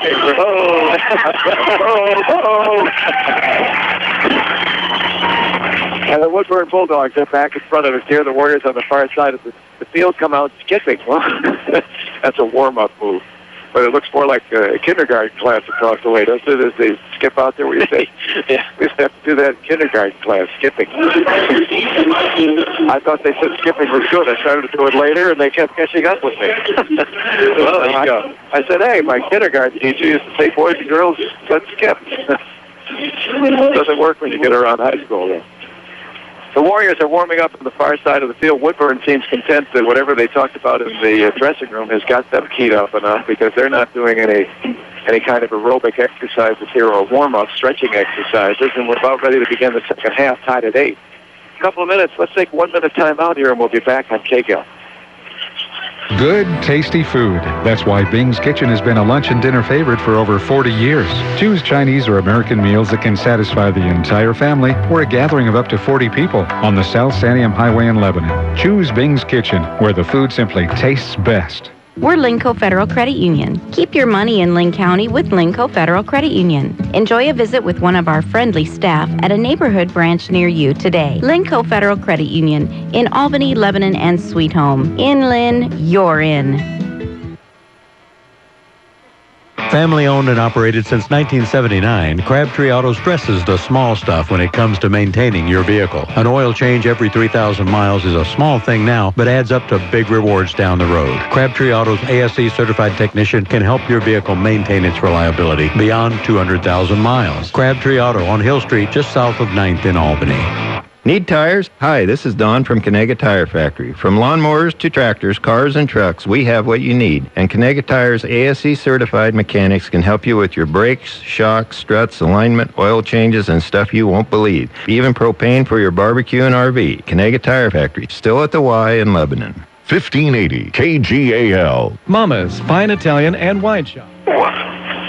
Welcome back to Woodburn High School. I was interested to see what Woodburn would do. I mentioned they weren't doing any kind of stretching or aerobic type exercises. Finally, they made 2 short jogs out about, about 10 yards out and back to the bench. And that was it. But they did a little bit of the stretching and movement, which is good to see. I've been a little concerned had they not done any.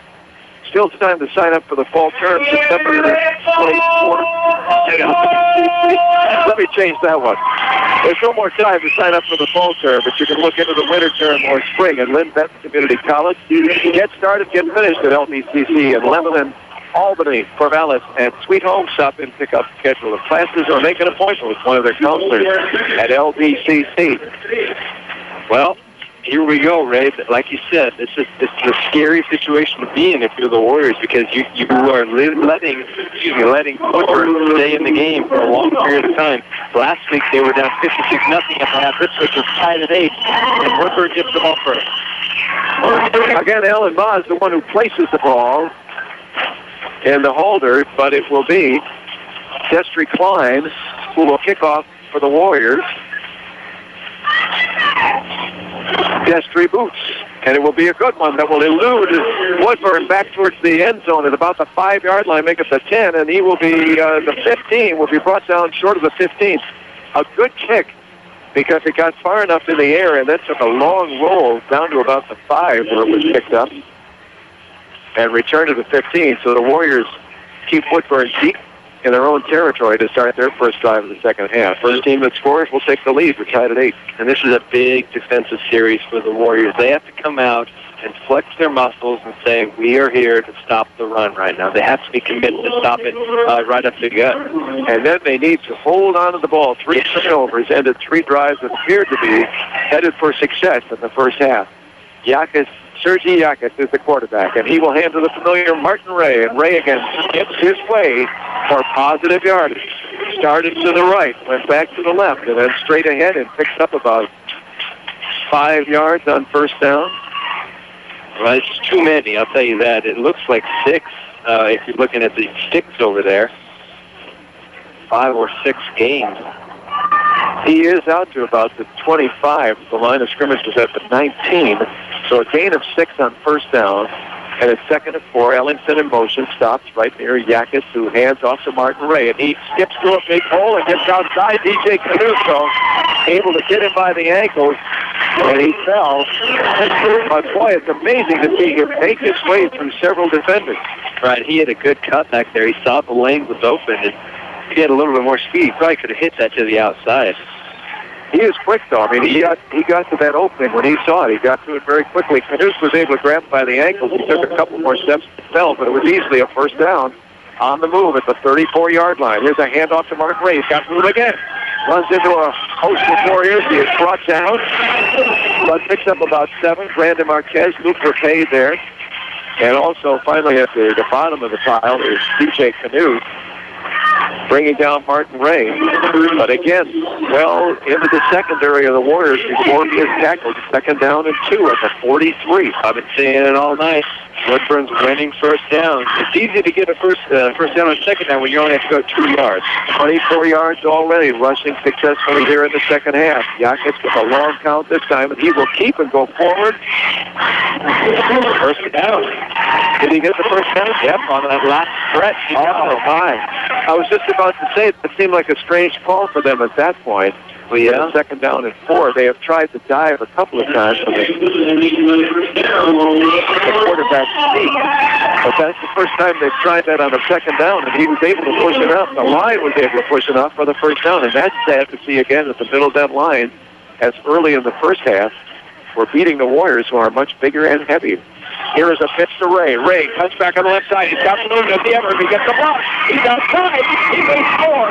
There's only one more in to bring it down. And they will not get it. And he is just short of the end zone. That is the 3-yard line there. Just short of the end zone.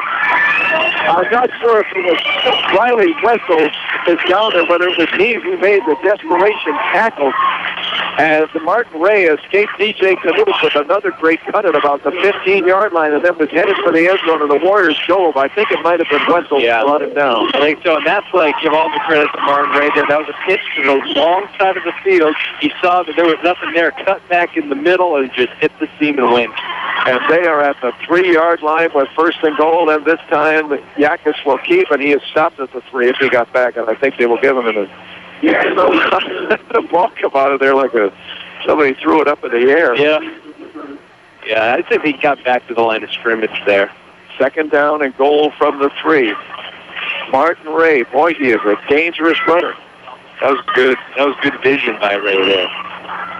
Great cuts at the line of scrimmage. Now, when he hits the line of scrimmage, he's got an opening, but he sees that opening, and whether it's right or left of him, he will get there quickly because his lateral moves are terrific. It's good vision. 2nd down from the 3. Yakis will hand to Martin Ray, and he's got a touchdown. And Woodburn takes the lead at 16-8. In the words of Dave Beathouse, my, oh my. Well, you could definitely say that. I think it's 14-8, I'm sorry. Yeah. Well, and the scary thing right now for the Warriors is that they know what play's coming, and they can't stop it. It's going to be a run to Martin Ray, and they cannot do anything about it. I was thinking ahead to whether they might try the 2-point conversion, but we saw a young man kick before the game, and he was kicking those balls well through the upright. And he is getting a chance to show it off right now. High and deep will try to catch his number, but they will go for the 1 point, and he's got it. He's got the same kind of kick we saw before the game. Mickey. There is no 30 interrupt by Rush. You got one? Benito Rodriguez. What is the Mickey Toe? I don't know. Benito, maybe Benito. Yeah, Benito Rodriguez with the extra point. 15-8. Woodburn with the lead. 5:01, 9:01 remaining in the third quarter. We'll take a timeout. 1 minute. Mama's Fine Italian and Wine Shop, offering lunch and dinner, takeout, and catering too. Here's Bob. Come down and visit us and try some of our hand-tossed pizzas, my friends. That's right, hand-tossed. Mama's Fine Italian and Wine Shop in the heart of Lebanon on Oak, between Main and 2nd. Walmart is your local discount savings store. If you shop regularly at Walmart, you'll save hundreds, even thousands of dollars annually, because Walmart takes pride in being your local discount savings store. In addition, Walmart takes pride in being a part of the Lebanon community. Lassen RV at Albany has the new RV models on the lot now, ready for you to buy. Lassen RV Service Department has a new truckload of parts and accessories on sale just in time for fall fix-up. From changing a light bulb to rebuilding your entire RV. No job is too big or too small for Lassen RV in Albany, where friends send their friends. If you'd like to do it yourself or need helpful advice doing it, your neighborhood Ace Hardware and Contractor Center can help. Economy Supply Building Center has been that helpful place for over 58 years. Economy Supply Building Center, where Highway 34 becomes Tangent Street in Lebanon. Your Mid-Valley home of the Lebanon Warriors. News Talk 1580, KGAL, Lebanon, Albany, Corvallis. DJ Knuth on a very nice return. Took the ball at about the 20 and carries past the 40. He made some nice elusive moves and jumped over a couple of respective tacklers. And the Warriors will begin in good field position thanks to their run back by DJ at the 42. Well, they've been in good field position all night, right? Yeah. It's like anytime they get on the Woodburn side of the field, they've just been prone to turnovers. 3 turnovers, 2 fumbles, and an interception right at the goal line of the first half cost them multiple points. Here's DJ Knuth, who will carry off the middle, and he gets almost to the first down as he will carry across the 50-yard line at about the 49 and make it 2nd and 1 for the Warriors. DJ Knuth has been the back of choice tonight. He's done a good job. Yeah, he really has. He's got a few on the deep handoff, and he's been able to find holes consistently through the defense all night. Receiver left and receiver right. Backs in the eye. For Brandon Marquez, he steps back, wants to throw, throws to the left side and throws incomplete, intended for Riley Wetzel. Riley at inside the 40, but incomplete. It's thrown very high and well out of his reach. You know, I like that play because, you know, it's 2nd and 1. You know, you have Riley Wetzel, who is, I don't know, let me see here. He is 6'3", he's a tall receiver. You know, you really don't have anything to lose if you throw it over his head because you're still going to have 2 chances to get a first down here. 3rd down, Taman Provatsky straight ahead. He has the first down, and this time that sizable Warrior line is winning the battle and pushing all the way past the 40. And that's why I'm okay with that second down play call. That's right about where Riley Wetzel would have caught the ball had the pass been complete. It's inside the 40 at the 39, 1st and 10 for the Warriors. The words of Ronald Reagan, well, here we go again. Yeah, it looks like we're going to be in for a shootout in the second half as long as the Warriors can hang on to the football. They were moving the ball every time in the first half, save for 1 possession, and 3 times it ended in turnovers. Marquez back to throw, throws in the backfield, actually a lateral to DJ Knuth out of the backfield. And DJ will get some yardage on the left side. It looked like he was going to be run out of bounds maybe for a loss. He did a good job of stretching it out and picking up a couple. Well, he only going to gain about, 3 to 4 yards. But he ended up running about 10 or 12 because he caught that ball so far in the backfield. It looked like he might not get any as he appeared to stretch it out, but he was able to turn the corner right along the left sideline and pick up 4 yards. 2nd down and 6 from just outside Woodburn 35. Here again, Taman Provatsky straight ahead. First time tonight that they've gone to the fullback straight ahead, and Taman picks up a couple more yards.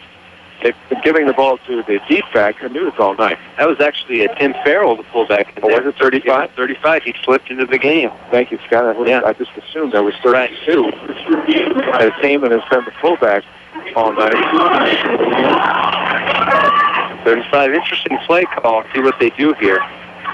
3rd down and 5 as Farrell is the fullback, and Woodburn jumps.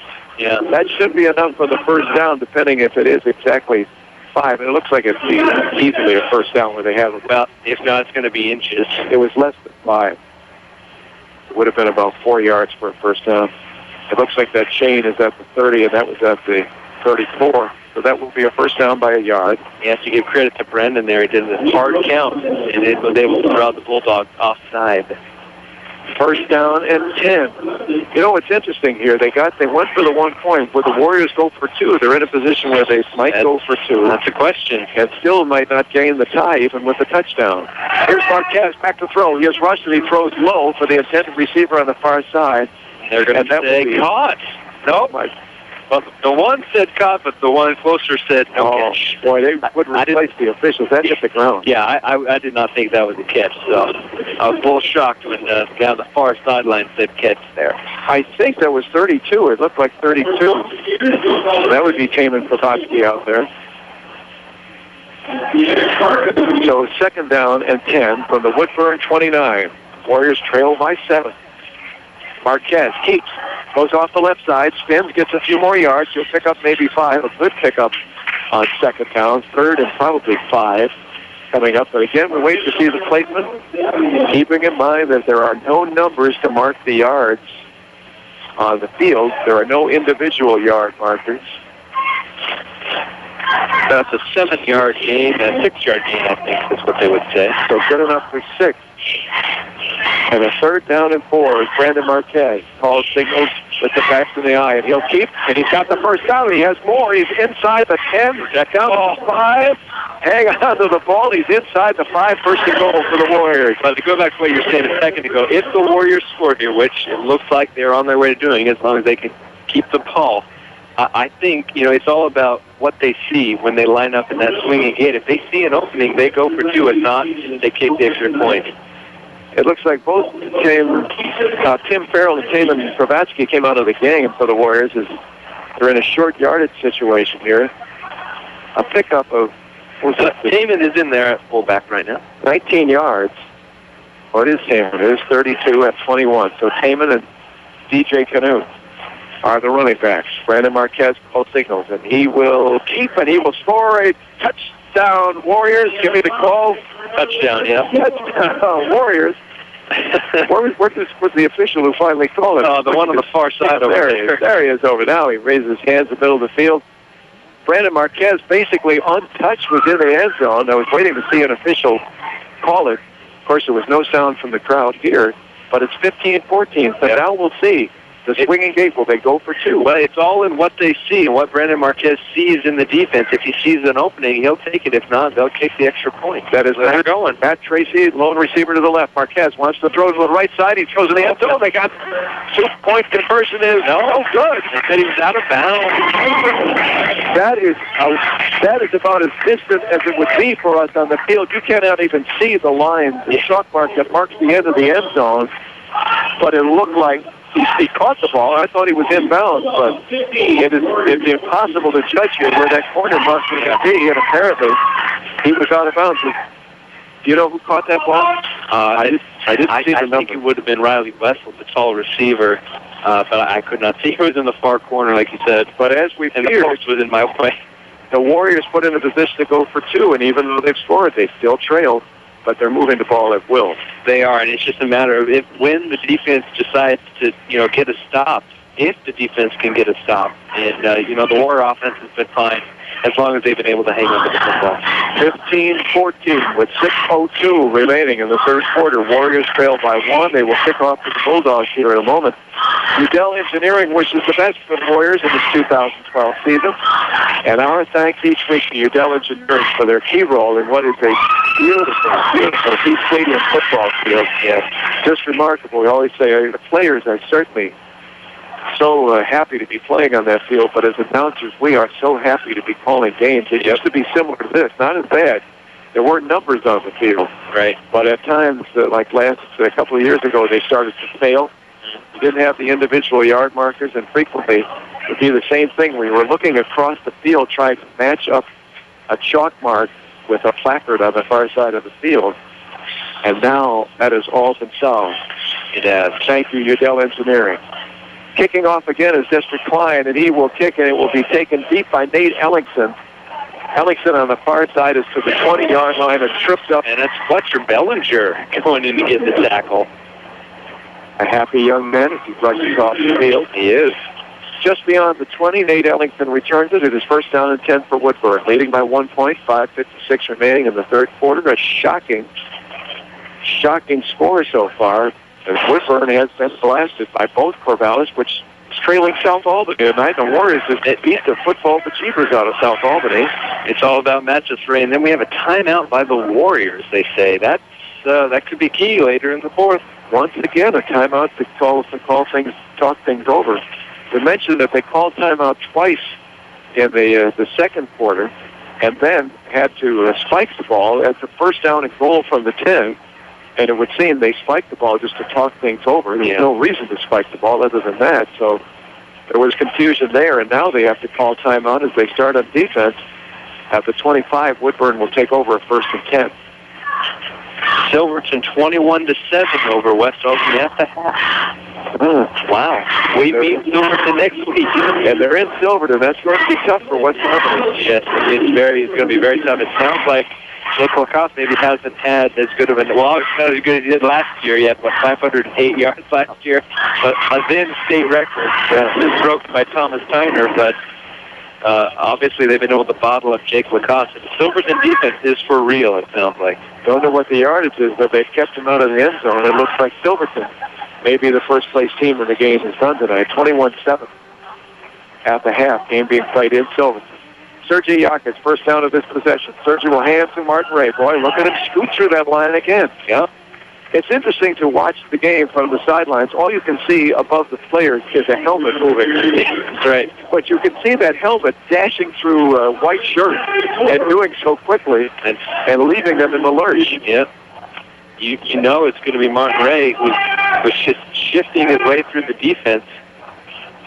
There is a player with a cramp. I don't know if that's Martin. I didn't see who got up. I couldn't see, but it just looks like a cramp, which is good news. I mean, it's not good news, but it's better than a serious injury or something, you know. The line of scrimmage was about the 26-yard line. Can't see where the ball is placed, but it looks like it's up at the 30. The player is down for Woodburn, and it's just a cramp. As you can see the trainer working on a leg. Wow. Next week, Silverton, the team leading West at the half, 21-7, an undefeated team, and it looks like they end the night that way, and so they'd be 4-0, and they will move ahead of West Albany in the polls. I would guess for whatever they're worth. Well, yeah. I mean, they're both very close in the polls right now anyway. It is Martin Ray, and you don't want to jump at this because it's a misfortune for Woodburn, but that is to the benefit of the Warriors with Martin Ray. Really, there have only been 3 players that we call tonight. The quarterback is Sergei Yakis, number 7. Martin Ray wears number 1. He's been the running back all night long, with maybe one exception when Nate Ellington took a reverse play. Yeah. And Nate Ellington is the only other player basically we called. It's been those 3 who's lined up in the backfield. I can't see. Got to wait until he turns to us. I don't know if they would use Ellington there rather than his receiver for pass. Yakis back to throw. We'll throw out here, and it's intercepted by the Warriors. The Warriors will take the lead as DJ Knuth will go into the end zone. Well, that was a good job by DJ Knuth, yes. I would say the 25-yard line is where he picked it off, and he watched the receiver all the way. I think he read the eyes of the quarterback, and when the ball was thrown, he made his move. That's exactly what I was going to say. He knew where Yakis was coming with, and he timed that perfectly. Because he was running toward the receiver and stepped in front of the receiver right at the critical moment. Goes about, I hate to say but please forgive us. It's just you cannot tell, and you lose track so fast of where that ball was. He was around 25, 30. I'm not sure. Yeah. I would say 25 yards on the interception and a touchdown, and the Warriors get the lead and go for 2 points from the typical formation, the standard formation, and they get it into the end zone. I think they've got the 2. They do. They've got the 2-point conversion. Well, you had to. You were up by 5. 2 points made it 7. So that was just the smart call there. So the Warriors take the lead 22-15 as they have the lead back. They led 8-0. We're tied at 8.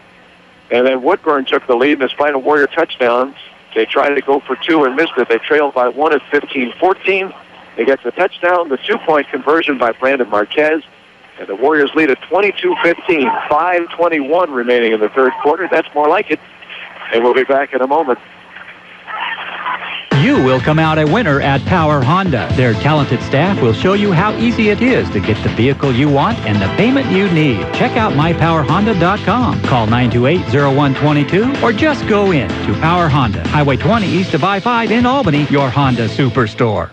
Making life easier and more productive, that's what Lynn Benton Tractor can do for you. And it all begins by discovering how the full line of Kubota equipment can help. Lynn Benton Tractor, we're still doing business the American way. Highway 99E, Tangent. You'll always get your money's worth where the food is fresh and original at Ixtapa Family Mexican Restaurant in Lebanon. Roberto and his staff will provide a fun and affordable dining experience. So visit Ixtapa on the corner of Highway 20 and Wheeler Street, where parking is convenient and the atmosphere is sweet. The short drive to Corvallis will save you time and money. This is Steve Buckner from Wilson Motors, inviting you to experience the notable difference at Wilson Motors, 5th and Buchanan in Corvallis. Check us out at saveatwilson.com. 1580 KGAL. And the Warriors kick off. It will be a short kick that will be run back short of the 30. They could use the 30-yard line or just across the 30. For Woodburn as they begin with the ball here. 5:15 remaining in the third quarter. Warriors with their second lead in the game. And the player is down for Woodburn. So official timeout.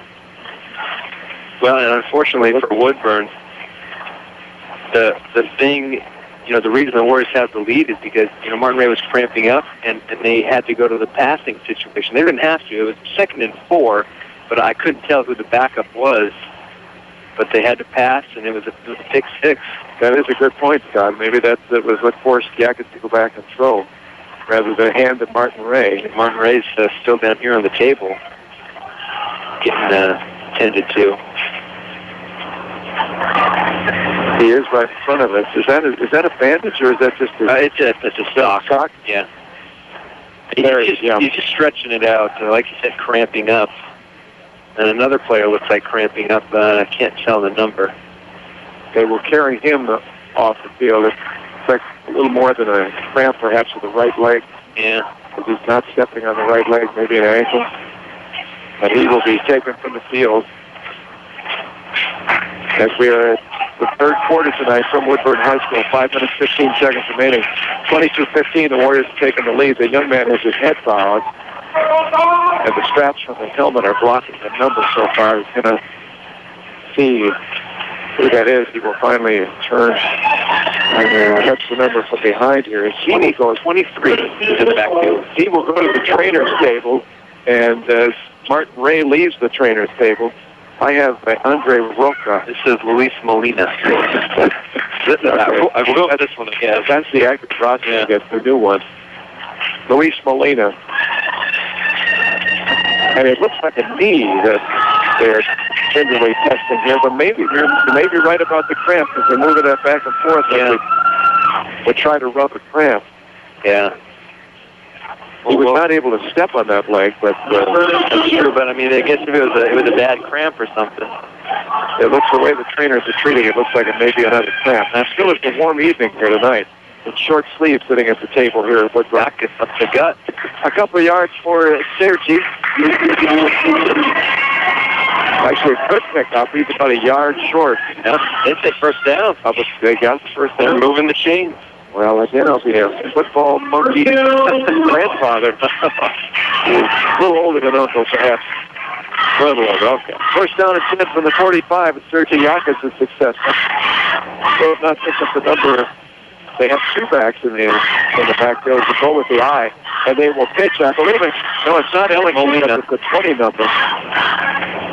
And he has thrown for a big loss. If the Warriors were in quickly, and they were on that youngster. The ball pitched to, who did you say, Molina? Molina, yeah. What's his number? 23? Number Luis Molina, 5'9", 165-pound sophomore, is the deep back as they go to the eye. With Martin, they only had one running back, but now they have two as they use the eye formation. Ellingson is in motion. And again, they will hand it. Looks like Molina hits the line, and the Warriors stop him. The Warriors with a good defensive show here, and finally maybe that touchdown and the DJ Knuth interception, the 25-yard run back, has really gotten their dander up. Well, and the fact that Martin Ray, who has been carrying them up well over 100 yards in the game, I'm sure, he's out of the game right now. And the Warriors, a big third down. It's probably going to be a passing down, and if they don't get a chunk, half of it here, they're probably going to put it away. Martin, by the way, is on the exercise bike in front of us, trying to stretch out those legs and get the ability to use both of the legs running. He's doing so well. Here's Yakas back to throw. He throws out here, and it is intercepted, I believe. Let's see if the Warriors have it. Out of bounds, perhaps, or did he not catch it? I don't know. Alan Ma was in front of the Woodburn bench. Well, I thought he had caught the ball. So did I, but couldn't see after he hit the ground. But that may not be a bad thing, depending on the punch here, what happens. It may be better field position that they don't take that off there. Fourth down, their kicker will stand just inside the 21-yard line. Now watch for a block again. Punt the ball away. Warriors almost blocked the last punt. This time it's a low snap, and he does get, I think, away and a heck of a kick. Again, some pretty good distance. That was another low snap. The last time they tried to punt, the first time the ball was snapped low, And this time, again, it was a bouncing ball that the kicker was able to bounce well to him, so he didn't bobble it. He picked it up, he got the kickoff just before it was blocked, and he got some good distance and some good height out of it. An amazing job. He did. I don't know if you were watching the Stanford-Washington game last night. A similar thing happened. Stanford's punter botched, the snap was bad. He ended up kicking it left foot and ended up kicking it 40 yards. So this similar there. Yeah, this goes to midfield. Now, he was standing at the 21-yard line. Yeah, and that ball bounced back to midfield. It really bounced at about the 45. So there you go, Marquez. Brandon with the keeper. He's got the first. Oh, he fumbles forward, and let's see who gets it. Woodburn had the most shirts there, but it also squirted away again. So this time it's going to be unpiling again to see who's got it. Lebanon. Oh, Woodburn comes up with it. I cannot believe what's going on with the Warriors right now, especially Brandon Marquez not being able to hang on to the football. Wow. He was down inside the 40-yard line. Just inside the 40. He fumbled forwards down to the 35-yard line. And at just inside the 34, that's where Woodburn recovers first and 10. I think we know what they're going to be working on in practice all week, protecting the football. The fourth turnover, first of the second half, and just when the Warriors appeared maybe they were really going to get control of the ballgame. 2:40 to go in the third quarter. They lead by 7. And Martin Ray's back in the ballgame. Martin's off the bike. And at number 6, Casina, who was the young man who came out before, Devin Casina, he is on the bike trying to warm up. But Martin Ray back in the game, but picks up just a couple on his first carry after the return. A gain of maybe 2, maybe 3. He announced it to 3. It looks like 3, judging where the chain is. From the shotgun, Yakis will hand off to Ellingson on the end around. Ellingson gets away, fumbles and falls on the ball, and fell short of the first down. Ellingson started to find some room, but one of the Warriors reached out and stripped that ball. So Ellingson fell on it just when it looked like he was going to have big daylight. And I think it might have been B.J. Canuth who reached in and stripped the ball. I think so. I think the Warriors are really lucky that he ended up fumbling because he was going to get probably 10, 12 more yards there. They say a first and 10.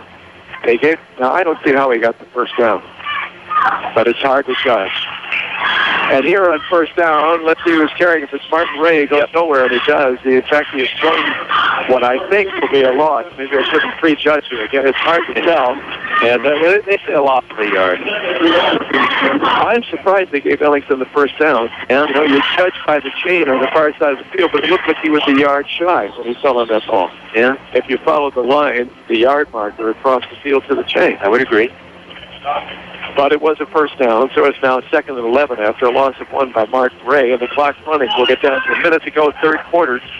Warriors up by 7, 22-15, and trying to get their second victory of the conference season. Here's Martin Ray again. The Warriors wrap him up in the backfield. He gets back to the initial line of scrimmage and no more. It'll be 3rd and 10. So Martin back in, whether the leg injury, the cramp slows him down a little bit on his first couple of carries, not much doing. Well, the Warriors are definitely getting to the ball a lot quicker and in numbers this time. Both the last 2 plays went for -1 and about maybe 1.5. So they're definitely getting to Ray a lot quicker. And it will be a 3rd down and 9, it says. It looks like 10 from here. Maybe pass. We'll see. As Yakis goes back to throw. Looking out here. He's got a man wide open. He's got it. He will score a touchdown. Woodburn. Oh, my goodness. 54 yards. Again, where's the defense there? Trying to see, is that a 10? Do we have a number 10? He's there. Derek Weah, number 10. That's number 10. Derek Weah was outrun by the Woodburn receiver, who was wide open, and a great pass by Yakis under pressure. Well down the field, 54 yards on the pass. That had to be a good 40 yards in the air. That was a good pass. And they will go for 1 to tie the game. And they do. tied at 22. 54 yards on the touchdown pass. Beautiful throw. It was. And the scary thing, for the second or third time tonight, the Lebanon secondary was beaten by the Woodburn receiver. 14 seconds remaining. 22 all. We have a game, Houston. We'd like to get liftoff, but instead, we have a standoff at 22 all. We'll take this timeout, a 1-minute timeout. 14 seconds, third quarter. 22 for Woodburn, 22 for the Warriors on KGAL. Has your stove lost its heat? Is your fridge or freezer no longer cold? Does your washer leave soap in your clothes, or has your dryer stopped tumbling? Then who are you going to call? Like New Appliance at 259-1131, of course. Like New Appliance, where every appliance shines like new. Lynn Lanes in Lebanon, home of the best burger in town. Good family fun. Bowling. Open every day and until 1 a.m. on Friday and Saturday nights. Ballistic bowling starts at 10 on Saturday nights. Stop by Lynn Lanes in Lebanon. It's that time again. Les Schwab's Fall Tire Sale, our biggest sale of the year. Come in and get great deals on some of our most popular tires. But hurry, the Fall Tire Sale ends October 31st. Les Schwab, doing the right thing since 1952. Samaritan Health Services offers information as near as your computer. Log on to samhealth.org for health news, employment, and educational options, volunteer opportunities. You can even find a physician for your good health from Samaritan Lebanon Community Hospital, samhealth.org. KGAL. That ball had to be about 35 yards in the air. It's thrown by Sergei Yakas under pressure, and it was perfect to catch his wide receiver perfectly in step. Didn't have to slow one bit. Here's his whistle as Woodburn kicks off. Taken by DJ Canoe back at the 20-yard line on a line drive, but the kick, they will have to re-kick if somebody again moved too soon. That happened earlier tonight on the kickoff. 22 all, 14 seconds remaining in the third quarter. Yakas was under pressure, threw the ball about 35 yards, caught his receiver in stride, and Derek Weah unable to catch up. I didn't catch the name of, was it Molina? Marada? It was 81 Koosman. Oh, Koosman, the first time I would see him. Yeah, Hardiman Koosman with a 54-yard reception from quarterback Sergei Yakas. Showed his arm strength and his accuracy, and we're tied at 22. The extra point was good. So again, they kick off this time from the 35. Let's see what happens here. The kick will bounce to DJ Canoe. He takes it up to 30, 35, 40, 45-yard line and stumbles forward. A good run back by him. He'll carry it across the 45. And once again, the Warriors with good field position tonight. They've not been deep in their own territory, I don't think, once. No, it seems like they're always starting at about the 45-yard line. I can't remember if they've ever been even past the 40 in the game. Yeah, it's been amazing. They have been gifted with good field position all night, but they've made 4 mistakes. 3 fumbles and an interception. Brandon Marquez with his back to the eye. Hands to the first back through. No, he's a keeper by Brandon as he faked the handoff, and he gets close to a first down. He sets it where it probably would be a first down, but usually the official will move it back a little, see if they give him the first down. If not, it is just short. A fine gain and a fine run by Brandon Marquez, and that'll be the third quarter. 14 seconds is run out. That's it. 22 all. We are tied after 3. Bulldogs, Warriors tonight will continue. Should be a good fourth quarter on KGAL.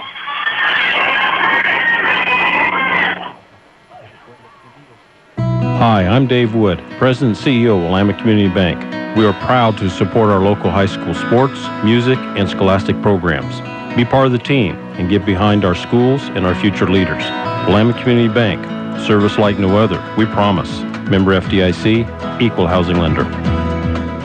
Good, tasty food. That's why Bing's Kitchen has been a lunch and dinner favorite for over 40 years. Choose Chinese or American meals that can satisfy the entire family or a gathering of up to 40 people on the South Santiam Highway in Lebanon. Choose Bing's Kitchen, where the food simply tastes best. We're Linco Federal Credit Union. Keep your money in Linn County with Linco Federal Credit Union. Enjoy a visit with one of our friendly staff at a neighborhood branch near you today. Linco Federal Credit Union in Albany, Lebanon, and Sweet Home. In Lynn, you're in.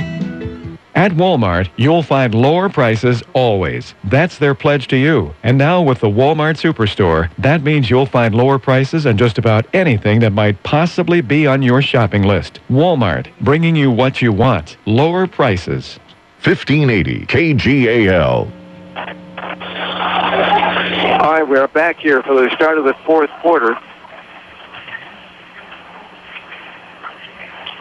And let's see, on the first play of the fourth quarter, the Warriors will not get the first down, and a flag comes down.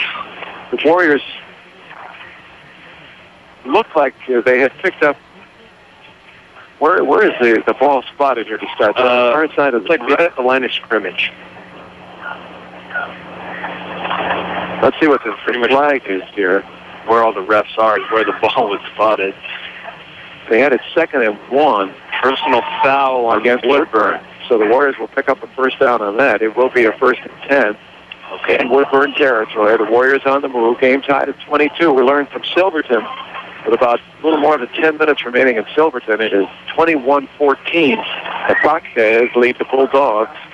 Jake Lacoste 2 fumbles in the first half, but he also had a touchdown. So they're doing a better job of bottling him up, I'd say. And West has scored first in the third quarter, 21-14. We're tied at 22, but the Warriors, with thanks to that penalty, will pick up the first down. And they're at the Woodburn 30. And up the Farrell side, Tim Farrell picks up a good yardage on the first down, and he will be shy of a first down. This is where it really gets tough at that point to look across the field and tell where the ball is. But it is close to the 20. That will be where the first down is. It's at 21. The reason it's difficult is because where they are huddling right now blocks the yard marker going across the field, so you can't tell where it is. Yes, you can't see the placard on the far side. But it's 2nd and a couple, 2nd and 1. Hand off left side. They will get the first down. Childress? Yeah, Braden Childress in the game for the first time tonight. So they're going to a couple different running backs. Number 3, Braden Childress. I don't know how many times we've seen him with the ball this year. 5'10" junior, 150 pounds. I can tell you, not many. He carries for the first down. Maybe, I don't know, maybe DJ's cramping up a little bit on the sidelines. I can't see him over there, but that could be possible. Childress again is the deep back. Oh, I think Tim Farrell is the up back, 35. I think Woodburn jumped again. If so, the Warriors will pick up 5 here after the first down at the 14. They should be inside the 10. Offsides, Woodburn. It will be a first down from the 9. The Warriors can pick up the first down at the 4. So first down and 5.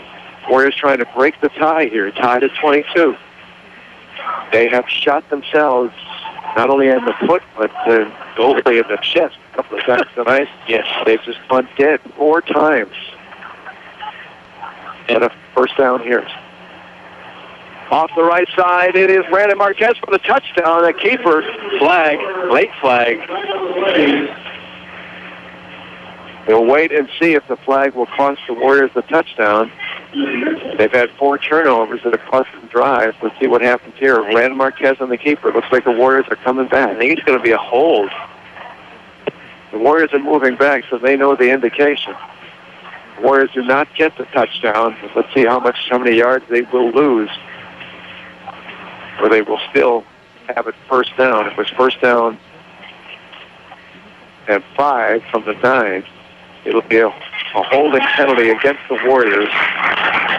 Well, where the flag was thrown, it seemed like it had to have been a hold there. So it is still first down. And it will be back about the initial line of scrimmage, it looks like here. Which is the 15-yard line. It was a late hold. Now they say the ball is spotted at the 11. First down at 7. They need to get to the 4, so they're at the 11-yard line. First down at 7. They go off the left. Tim Farrell, touchdown. Touchdown for Tim Farrell. I could not see who had the ball. Where it was handed off by Brandon Marquez. It is a touchdown for Tim Farrell. Boy, the crowd is quiet here when something happens like that. I think that's really quiet. Yes, they are. I didn't see Marquez. Marquez did a good job of faking. I thought maybe he had the ball, but it's Farrell off the left side. He gets the touchdown, an 11-yard touchdown run and the Warriors get the lead back at 28-22 with Brandon Marquez to try the extra point. They will be satisfied to go for one here. Marquez's kick looks good. He's got some power, too. He can kick well. Yeah, he does. And he boots it through. 29-22, the Warriors take the lead. 10 minutes and 40 seconds remaining in the fourth quarter. The Warriors back in the lead, a game that has gone back and forth. No one with more than a touchdown lead tonight. The Warriors with a touchdown and a 2-point conversion had an 8-point lead. And Lebanon would see that go up as Woodburn scored to tie it at 8. It's been back and forth since, but the Warriors now at 29-22. Before, during, or after the game in Lebanon tonight, grab a hot and ready $5 pizza at Little Caesars. Well, I guess you can't do it before the game now, can you? No, we can't. Is that impossible? I think so. All right, not during the game either. You can't leave. It's too close. After the game tonight, grab a hot and ready $5 pizza at Little Caesars near the River Center, the new and only Little Caesars in Lebanon. Also a reminder, for over 50 years, Mega Foods has been offering the best quality and taste in town. More than just a supermarket, also a good neighbor. Mega Foods in Albany and Lebanon. 10 minutes, 40 seconds remaining. Third quarter.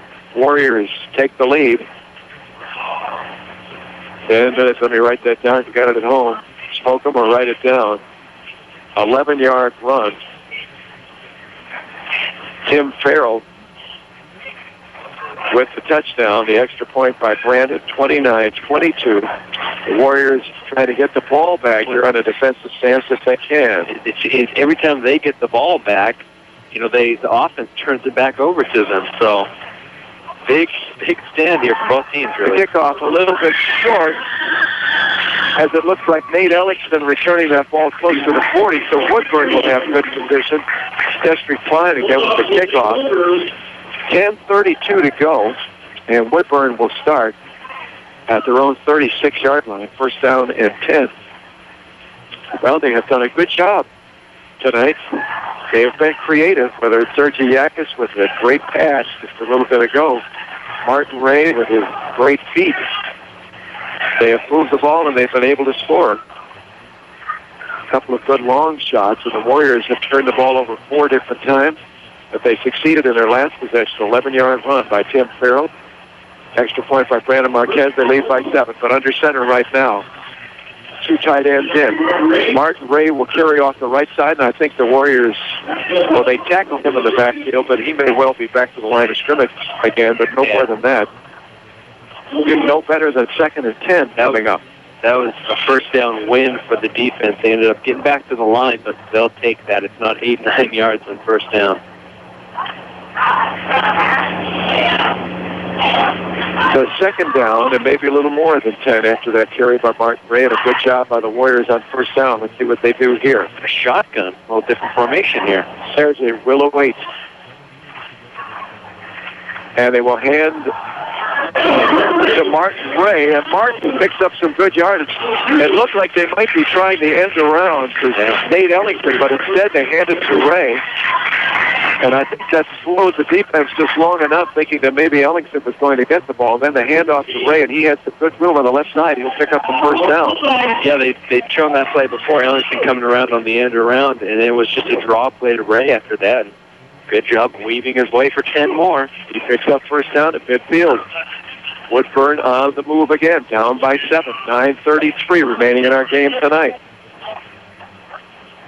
Yakis under center.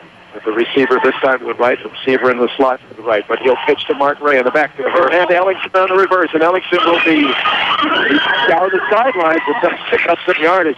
Boy, he bobbled that ball. Looks like maybe they would run him out of bounds, too, and he did bobble the handoff on the reverse, the handoff from Ray. But then he was able to turn the corner on the left side and get some yardage, about, well, maybe 3 yardage on the play, 2nd down and 7. I think he's just happy to get anything after that almost fumble there. It didn't look like he would get a dime on the play. No, but I guess it would be 10-yard football probably. He didn't get a dime. He didn't get a nickel either. Got 3 cents. 2nd down and 7 with his back to the eye, and Ellington again moves in from a wide receiver position. Martin Ray straight off right tackle. And they do need a little surge this time. That line was really moving the Warrior line well in the first half. The Warriors have stood up against it much better in the second half. That was That was Molina, not Ray. Well, good push that time with Molina carrying the ball. I think Ray's down here again on the table getting stretched out some more. Is that him? Yeah, looks like it. Wow. It's cramping up again. Again, certainly to the advantage of the Warriors. 5 yards to go for a first down. Obviously 2-down territory for Woodburn no matter what happens here. Warrior 46 is the line of scrimmage for Sergei Yakas and the Woodburn Bulldogs as Yakas gets the snap. Goes straight ahead and pushes with a good surge from his line again. And he'll get the first down as the whistle does not blow. And the battle, the push, is won by the Woodburn Bulldogs, and they'll get the first down. Yeah, that play has worked, 3, 4, 5 times in the ballgame. It's almost like the Warriors just give up on the play. They think that he's going to go down or something. I'm not sure. He didn't get it. They think about a half yard short. A fourth down coming up.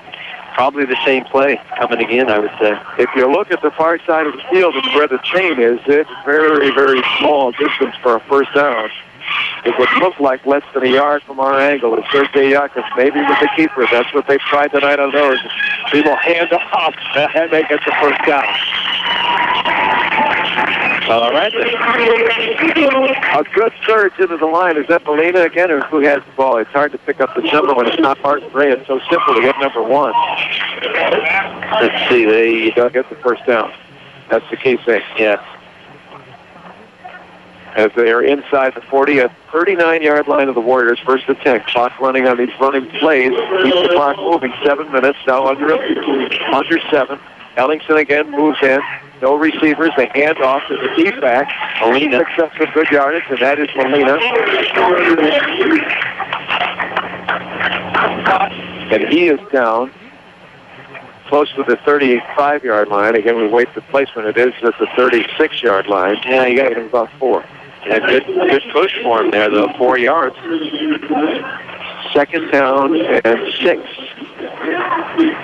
They send Ellingson as a receiver in the slot, but he may move in again, and he will stay out. Grab back, snap, and the handoff is going to be stopped quickly. Try to catch the name of the ball carrier. They've got some different people in the ball game again with their chief ball carrier. Mark Ray is off the bike and is putting the helmet on and is grabbing a little Gatorade or whatever that is on the sideline. It's in the Gatorade container, so you would assume it's Gatorade, but maybe it's Powerade, maybe it's water. You never know. 34-yard line, about 3rd and 4 for Sergei Yakas and his Bulldog companions under center. Long count, takes the snap, backs up, wants to throw. He's rushed out of the pocket. They grab him. He throws a wobbly throw, and it is knocked away by Brandon Marquez on the far side. Beautifully played by Brandon Marquez there. Tipped off of Brandon's hands, and also it looked like that it was tipped off the hands of the intended receiver. But Brandon knocked it away. Yeah, he played that perfectly. He was looking at the ball. He knew it was coming. Put his arms up. Created a little bit of interference there. 4th and 5. Replay, 5:37 to go in the ball game. Warriors by 7, but a 4th and 5. Not sure what the play action rollouts or something here. From the 35, Yakas play action, rolls out, and he throws as a receiver. Oh, that's going to be interference. It is. The ball was thrown long. That's Alan Ma. But on the far side, it is. That's 13. Alan Ma is called for the interference, and he grabbed the receiver. That receiver was open. I think the throw was going to be long, but I'm sure Allen held his breath because the receiver was open. If the ball had been perfect, it would have been a touchdown. So he grabbed the receiver to bring him down. Well, another penalty that kills the Warriors here. Like you said, I think also it was going to be a little long, and it was going to be turned over to the Warrior offense. Now they get 4 more downs to try to do it again, and the drive to tie is still alive. Are they at the 20 or inside the 20? Yeah, about the 20, yeah. 20-yard line of the Warriors, 1st and 10 on a pass interference. The pass probably would not have been complete. Oh, it's hard to say. The receiver had an opening to try to get to it, but it looked like that. I don't think he would have gotten there that fast. I know. It wasn't a ball with air underneath it. It was a line drive throw. And, the sad thing was that was 4th and 5, a penalty that keeps the drive alive for Woodburn. 20-yard line, yeah. 20-yard line, 1st and 10. Down by 7 points. And the Warriors keep them out of the end zone. Sergei Yakin will hand off to the deep back. Will pick up a couple of Mark Ray back in the ballgame. You like to see that. As a Warrior fan, you hate to see it, but it's good to see him. He thinks he's even in both games. Right. I mean, he's been tearing it up on the ground all night. Unfortunately, he's been cramping up a couple times. But he's back in there right now. Only got about a yard there, yard and a half. So good first down for the Warriors. Boy, Martin is a short player. And they say 5'10", but I understand from the people next to us here, the scorekeeper, that he's not 5'10". A handoff left side, and as Smart's run out of bounds, he does pick up a couple of yards, but the Warriors stretch the play out, knock him out of bounds. It'll be close to the 15. Yeah, you only got a couple more, so 3rd and 7. Inside the 15. Obviously 2 more downs to get it. But it'd be interesting to see what kind of play here is. If it's a run and try to get a few yards instead of an easier 4th down here. Ball is down about the 12. So it'll be 3rd down. Should be 3rd down and 4, I believe. The Warriors will meet this ball carrier. Yeah, it's the fullback again. They will meet him right at the line of scrimmage. Now, who is that? Is that Molina? Oh, they're saying it's Lopez. It's Lopez. I don't have a first name, but Lopez. Rico Lopez. Yeah, must be. Is the number 10 in the backfield? Yeah. I have the barrier here in front of me. The pole in front of me here. All right, 4th and 7. Here we go. Probably another pass. But no pass interference if you're the Warriors. They're trying to. All right, you can come over here back here. Here's Yakic, who will go back to throw on a 4th and 7. He'll throw it for the end zone. Throws it for the end zone. It is incomplete. And this time there will be no interference as the intended pass receiver ran into the defender for the Warriors. Well, it was an uncatchable ball, so you could not have thrown a flag there. And if there was, it probably would have been on Woodburn because the Warrior defender was really closer to that ball. It looked like Tamer Provansky back deep. If there had been interference, it would have been against Woodburn, although both players hit the ground. Yeah. But the ball too far, incomplete of the Warriors. Take over on down. Well, it's not over because the Warriors have been, butterfingers today. As long as they keep the ball on the ground, keep the clock moving and hang on to it, they'll win. But I wouldn't leave if you're here yet. So intended for the end zone, but thrown too far. The Warriors will take over here at the 16-yard line. Let's see who gets the first carry off left tackle. Farrell. That looks like, Tim Farrell. Tim Farrell definitely is a fullback type, would you say? Yes, he's big and bulky. Let me see what they list him as. 5'10", 215. That's a load coming at you. Yeah. And when he gets up, you can tell it is heat. Yeah, he's definitely a downhill runner. I mean, once he gets going, he's hard to stop. 2nd down, 7. Here comes Farrell again, and this time he will carry out what looks like a first down. He will have to measure that placement against where the chain is across the field, but he certainly is close to it. He should very well have the first down. He's just a bulldozer once he gets the ball. Look how many people it took. Is there a flag in this play? There is a flag. A block in the back on the Warriors. Oh, my. A killer.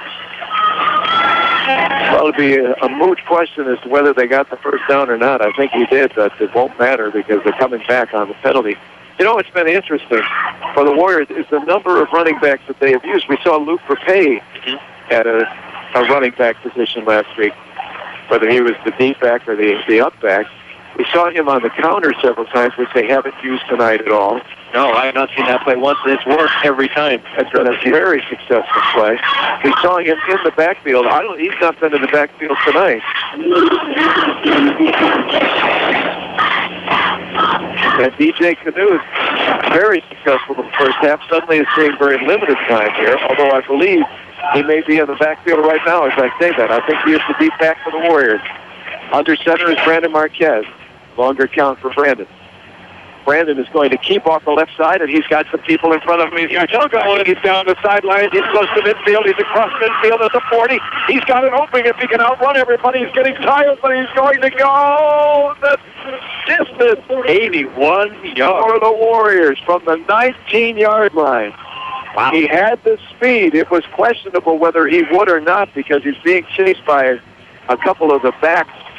Maybe even a safety out there chasing who probably would have some good speed, but he won the race from about the 30-yard line in.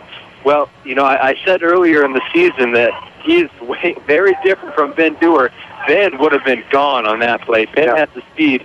Brandon's more of a physical power type of quarterback option runner, and it was interesting to see if he could outlast him 81 yards there, and they will, looks like, go for 2 here. And the Warriors probably have salted this game away.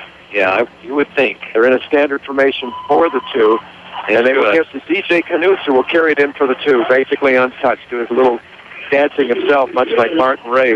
Good lateral movement to find an opening, and the Warriors have taken the lead 37-22, and apparently big relief, I'm sure, on their sidelines. They will leave here tonight with a victory that they surely needed if they're going to have a chance for the first division. Mid-Willamette Conference. They got an update. Silverton's up 28-14 at the end of 3. Looking at the first-place team coming to Lebanon next week, maybe the number 2 ranked team in the state of Oregon. It looks like they are going to take that win tonight because West has not been able to catch up. It's been back and forth with touchdowns in the second half. 28-14 Silverton now as they go to the 4th. 37-22 here with 2:56 remaining in the third quarter tonight. Next week, Silverton will come to Lebanon. Warriors will have 4 games remaining in what is a 7-game conference season, hoping to go to 2-2 or 2-1. They only lost last week at Crescent Valley. 2-1 in the conference, with 4 games remaining, and 3 of those 4 will be at home, starting with Silverton next week. That's the important thing. They got to protect their home field. And your son said this game has just been a total disaster in Silverton, so I'm not sure what's been going on, but a disaster, he said. They will play at West Albany, the Warriors will, and they will get Corvallis and Dallas at home.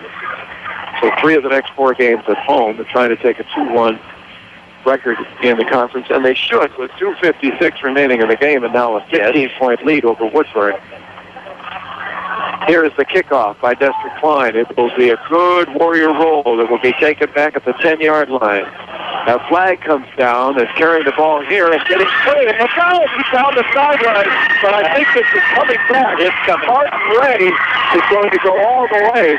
There are multiple blocks back down here.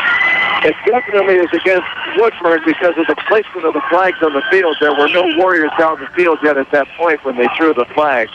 So though Martin Ray came from about the 10, and pardon me again for saying about, but you make a quick judgment as to what line that is. 90 yards down the sideline, but it will come back. And let's see whether it's a block in the back or it is a block in the back. Yeah, they're both blocks in the back.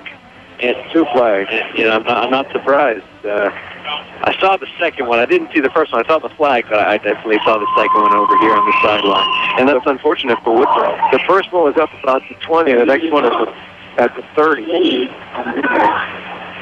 First one inside the 20, the next one the 30, both blocked at the back, and the Warriors, of course, will take the penalty. No touchdown. Oh, boy, it almost got real interesting, didn't it, Ray? Would have been 37-29 in a heartbeat. Yeah.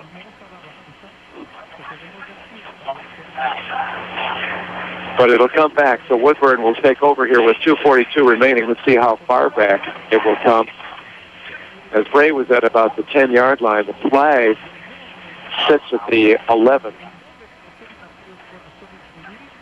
So it should be half the distance to the goal, where Woodburn will begin with 2:42 remaining in the game and a deep sigh here. A reminder from the Lebanon High School Booster Club. Could you please consider becoming a member of the Booster Club? Simply stop by the office and call them for information. They assist in every part of the high school activity, more than just sports, because we're the sports broadcasters, every aspect. Please become a member of the Lebanon High School Booster Club and make Lebanon the best school it can be. Jake Lacoste fumbles for the 3rd time in the game. Oh, my. 37-22. Here is the snap to Yakas, who will make a long throw downfield. Look out, and it is complete. And then hit in a hard whack in the helmet. Number 81, Artie Kuzman. He caught the touchdown earlier.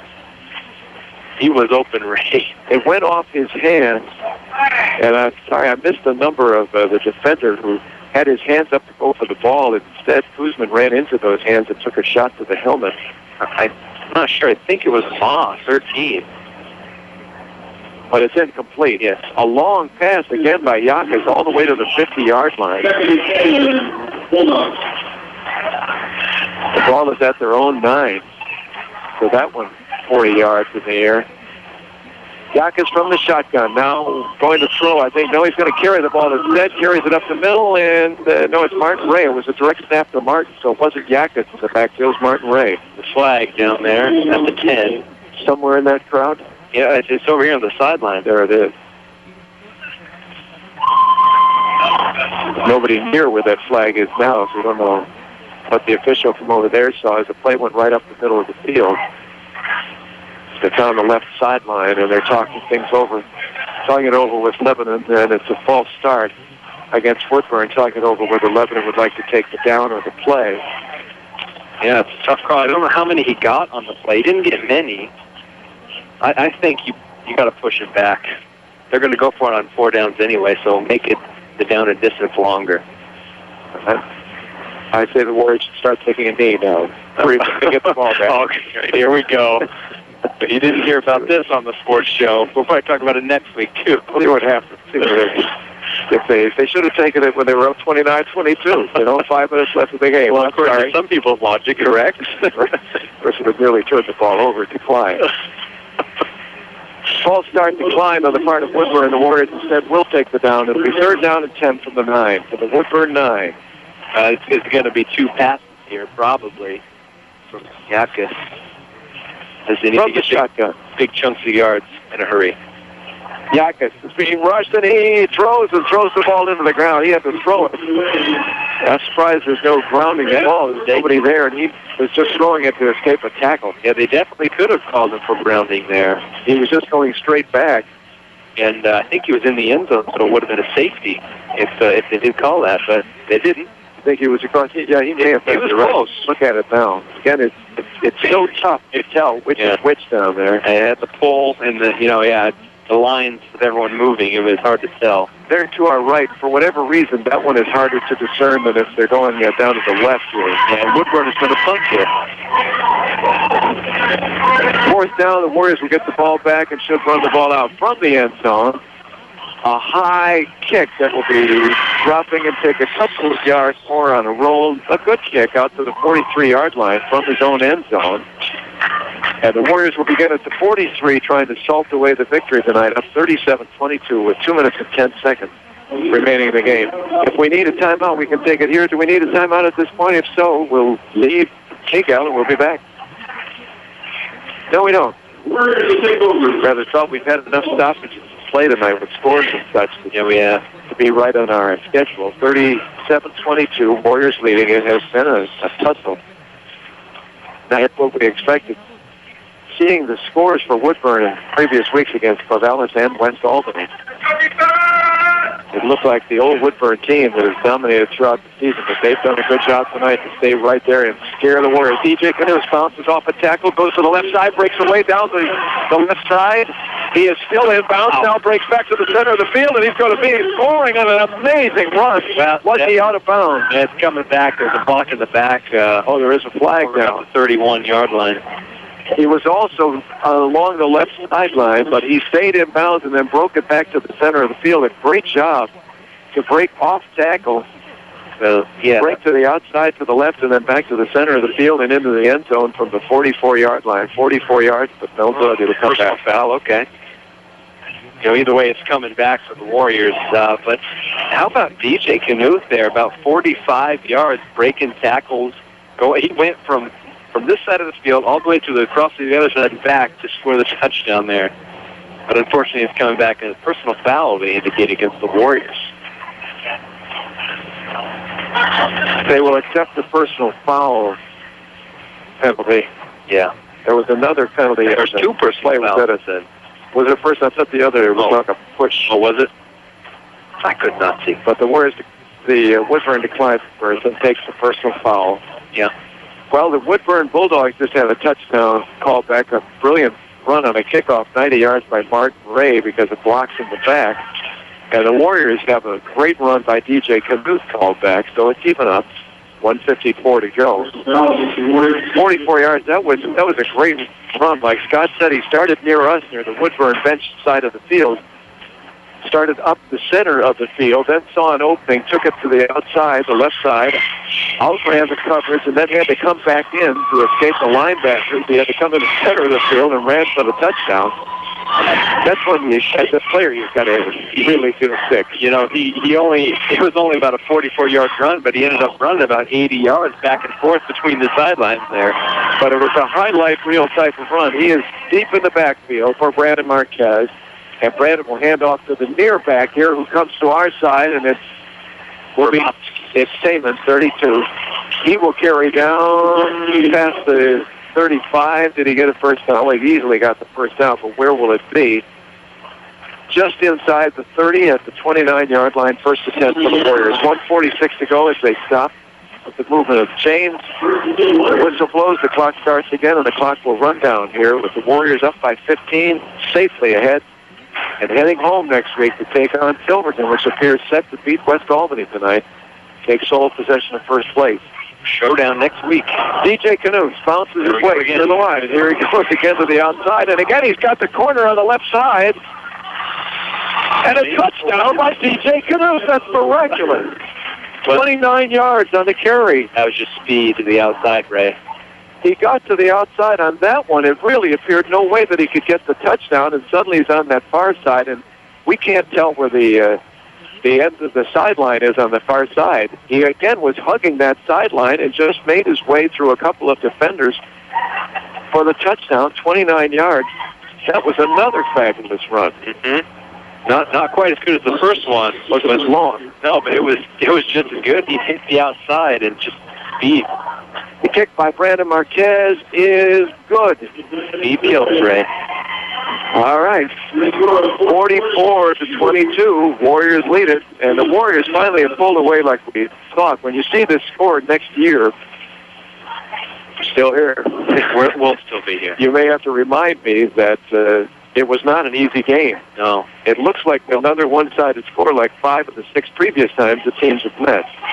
Well, when you look at this game, you know, the big thing was 4 turnovers for the Warriors when inside Woodburn territory. The Warriors have moved the ball at will all night, it seems like. It's just they've had turnovers at bad moments. Otherwise, this game would look a lot like the South Albany score from a couple weeks ago. DJ Knuth, that was another brilliant run. How he eluded the people on the far side of the field. It's one of those things where you wish you had replay because it's so hard to see exactly what's happening or how close he was skirting that sideline again on the distant part of the field. But he outran defenders who were in front of him. I mean, they had defenders back. Cornerbacks or safeties back there who were waiting, and he just eluded them by cutting back inside to get the touchdown. Extra point by Brandon Marquez is good. We have 1 minute and 10 seconds left, and we'll head back home to next week's meeting against Silverton. Probably the number 2 team in the state in the 5A ranks, one of the best defenses in the league. The good news for the Warriors, like I said, the offense has been rolling all night. It's just turnovers. They got to hang on to the football. 2 weeks in a row, the turnovers have put them in their offense. And it would kill them next week against Silverton.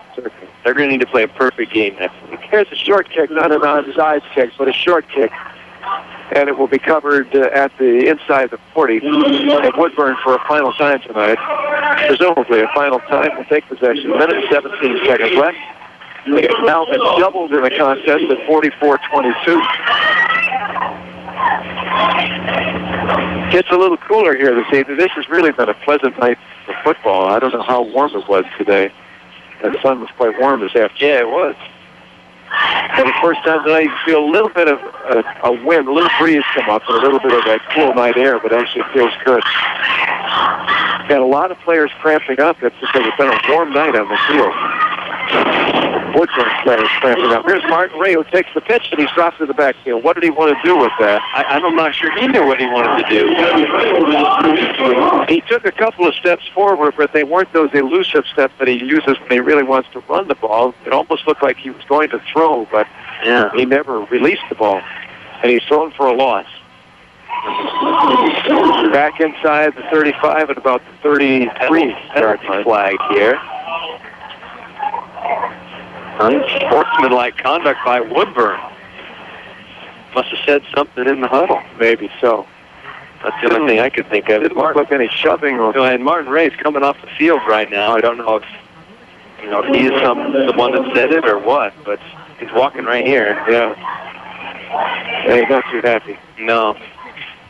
Sergei Yakis will go back in the game as the quarterback, as they've been using direct snaps to Martin Ray, who is really acting as the quarterback, although he had not thrown the ball, but it looked like he was going to throw the ball a couple of times.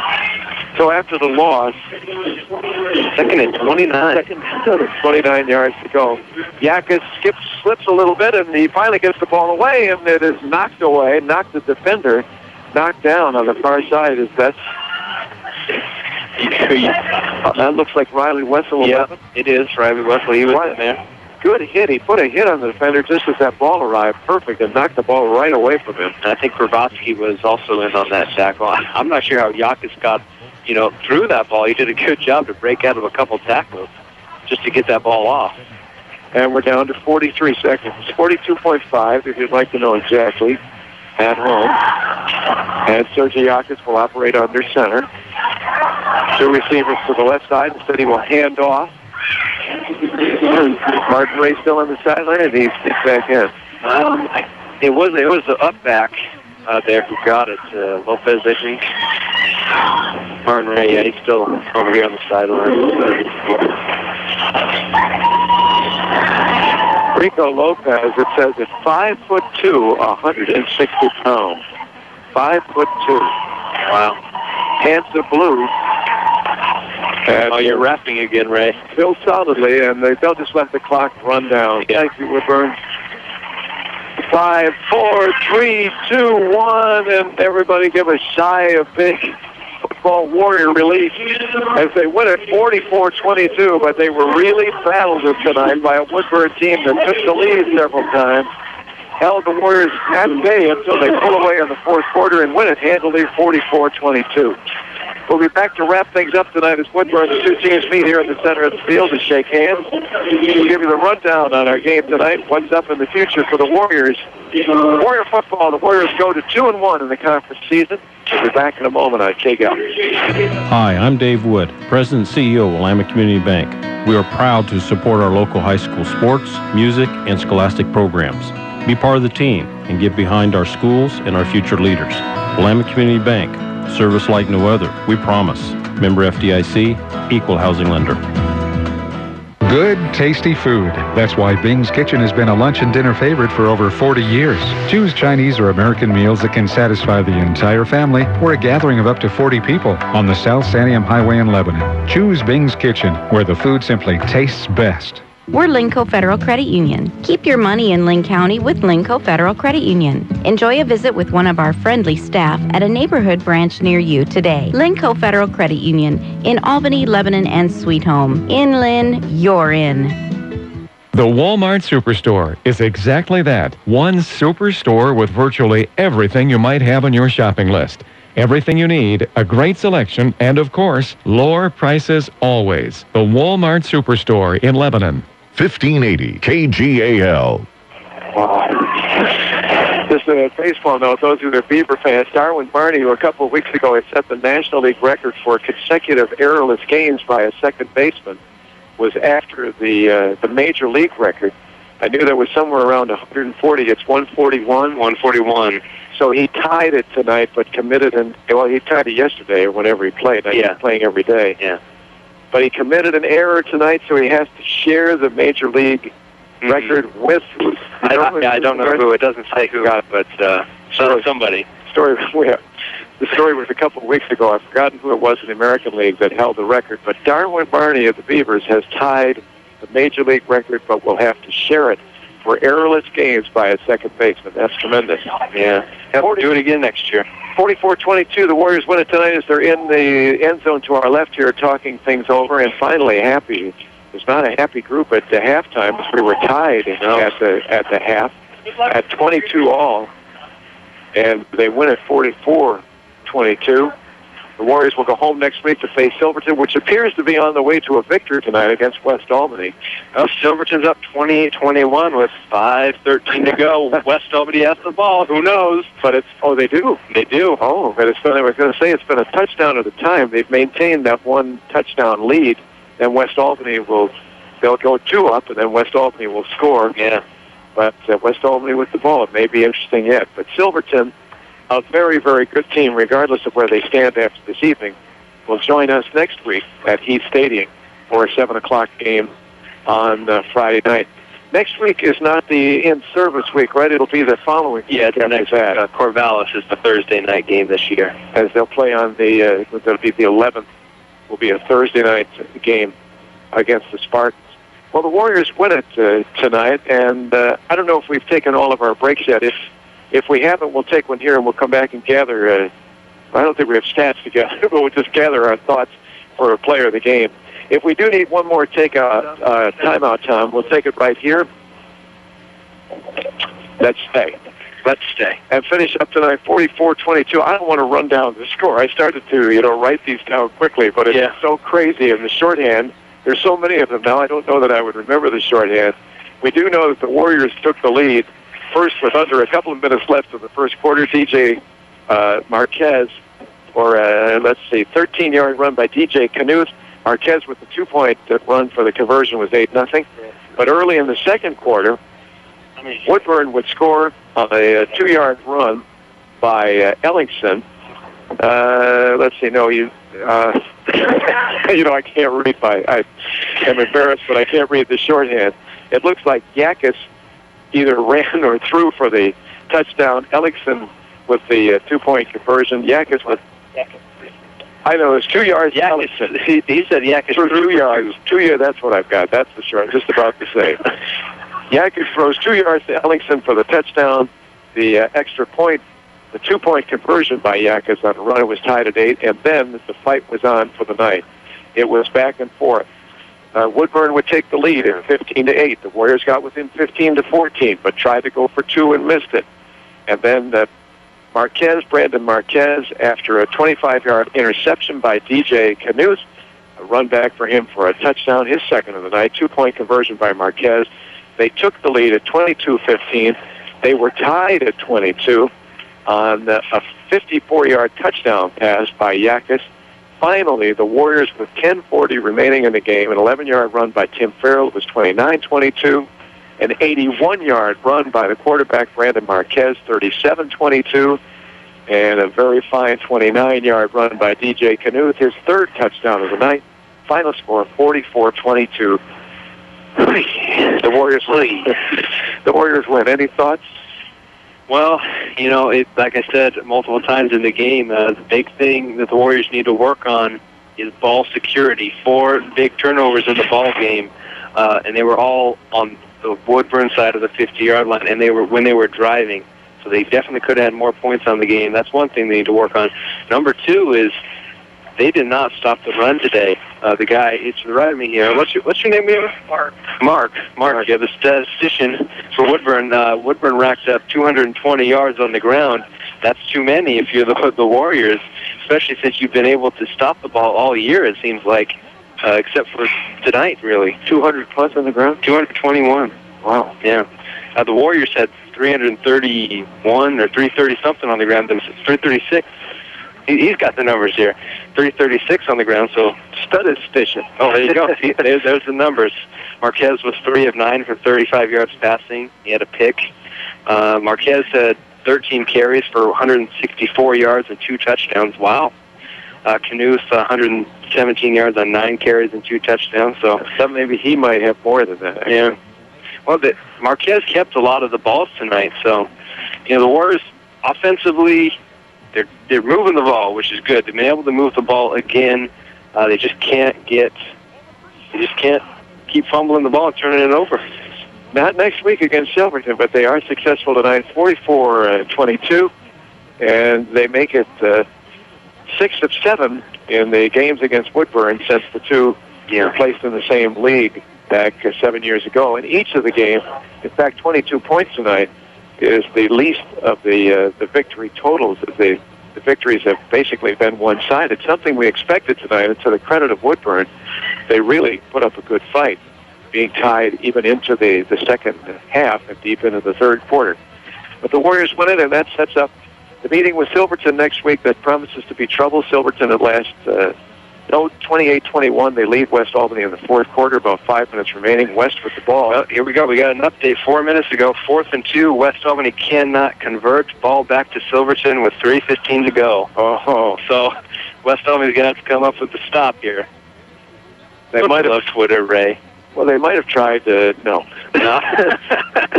They might have tried a quarterback sneak at 4th and 2, but you would suppose maybe Jake Lacoste got the ball again. Now 1 minute ago, West Albany got the ball back with 1:57 to play, down 7. So here we go. They got the ball back. Yeah.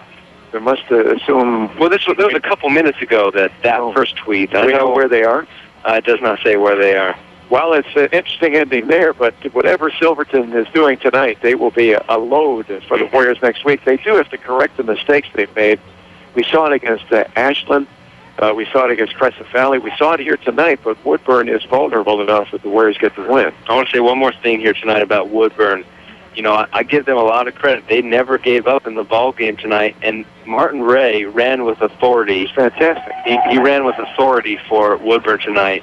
He was shifty. The Warriors could not tackle him. He's 5'10", and he was, like you said, Quiz Rogers. He's low to the ground, and he just finds the hole and gets through it. You know, a great fight by Woodburn, and it was, they earned every bit of it. Great side-to-side movement, and then a quick step when he would see the opening to break free. He did it time after time tonight. And Sergei Yakis, their quarterback, showed his arm twice tonight with about 40-yard passes in the air, really well thrown. Yeah, and a couple other ones that his receiver was open, and he just dropped the ball. So there's definitely plays to be had for Woodburn. And the Warriors were lucky to survive tonight.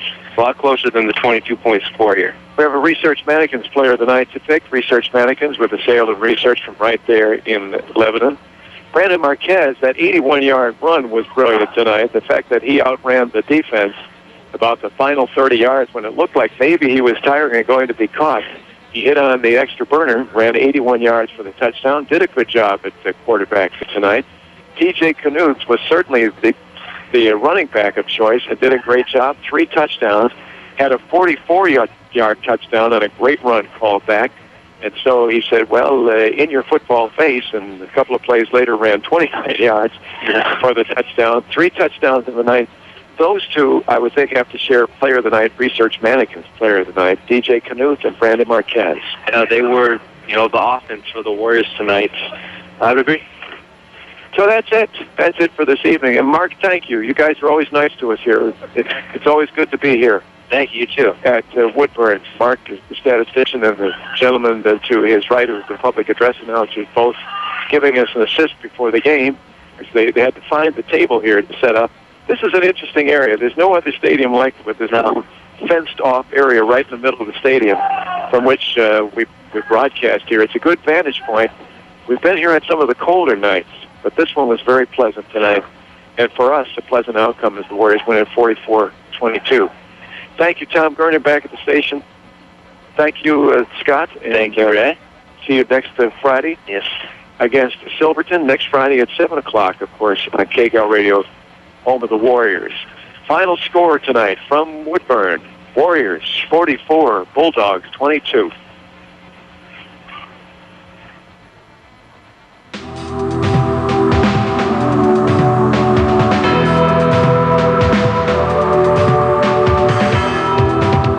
Thanks for listening to Warriors Football on 1580 KGAL. You can follow the Warriors all season long, every snap, every score, every game, home and away on KGAL. Tonight's game has been brought to you by Economy Supply Building Center, Mama's Fine Italian, City and Suburban Electric, Lassen RV, Power Honda, Ixtapa Mexican Restaurant, Linco Federal Credit Union, Burgerville, Crabtree Automotive, Lynn Lanes, Willamette Community Bank, Les Schwab Tires of Lebanon, Bing's Kitchen, Like New Appliance, Len Benton Tractor, Wilson Motors, and by Canega Tire Factory.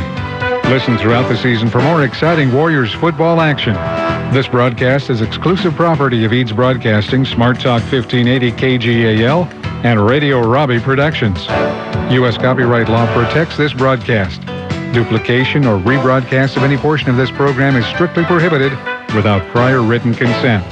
We now join our regular programming.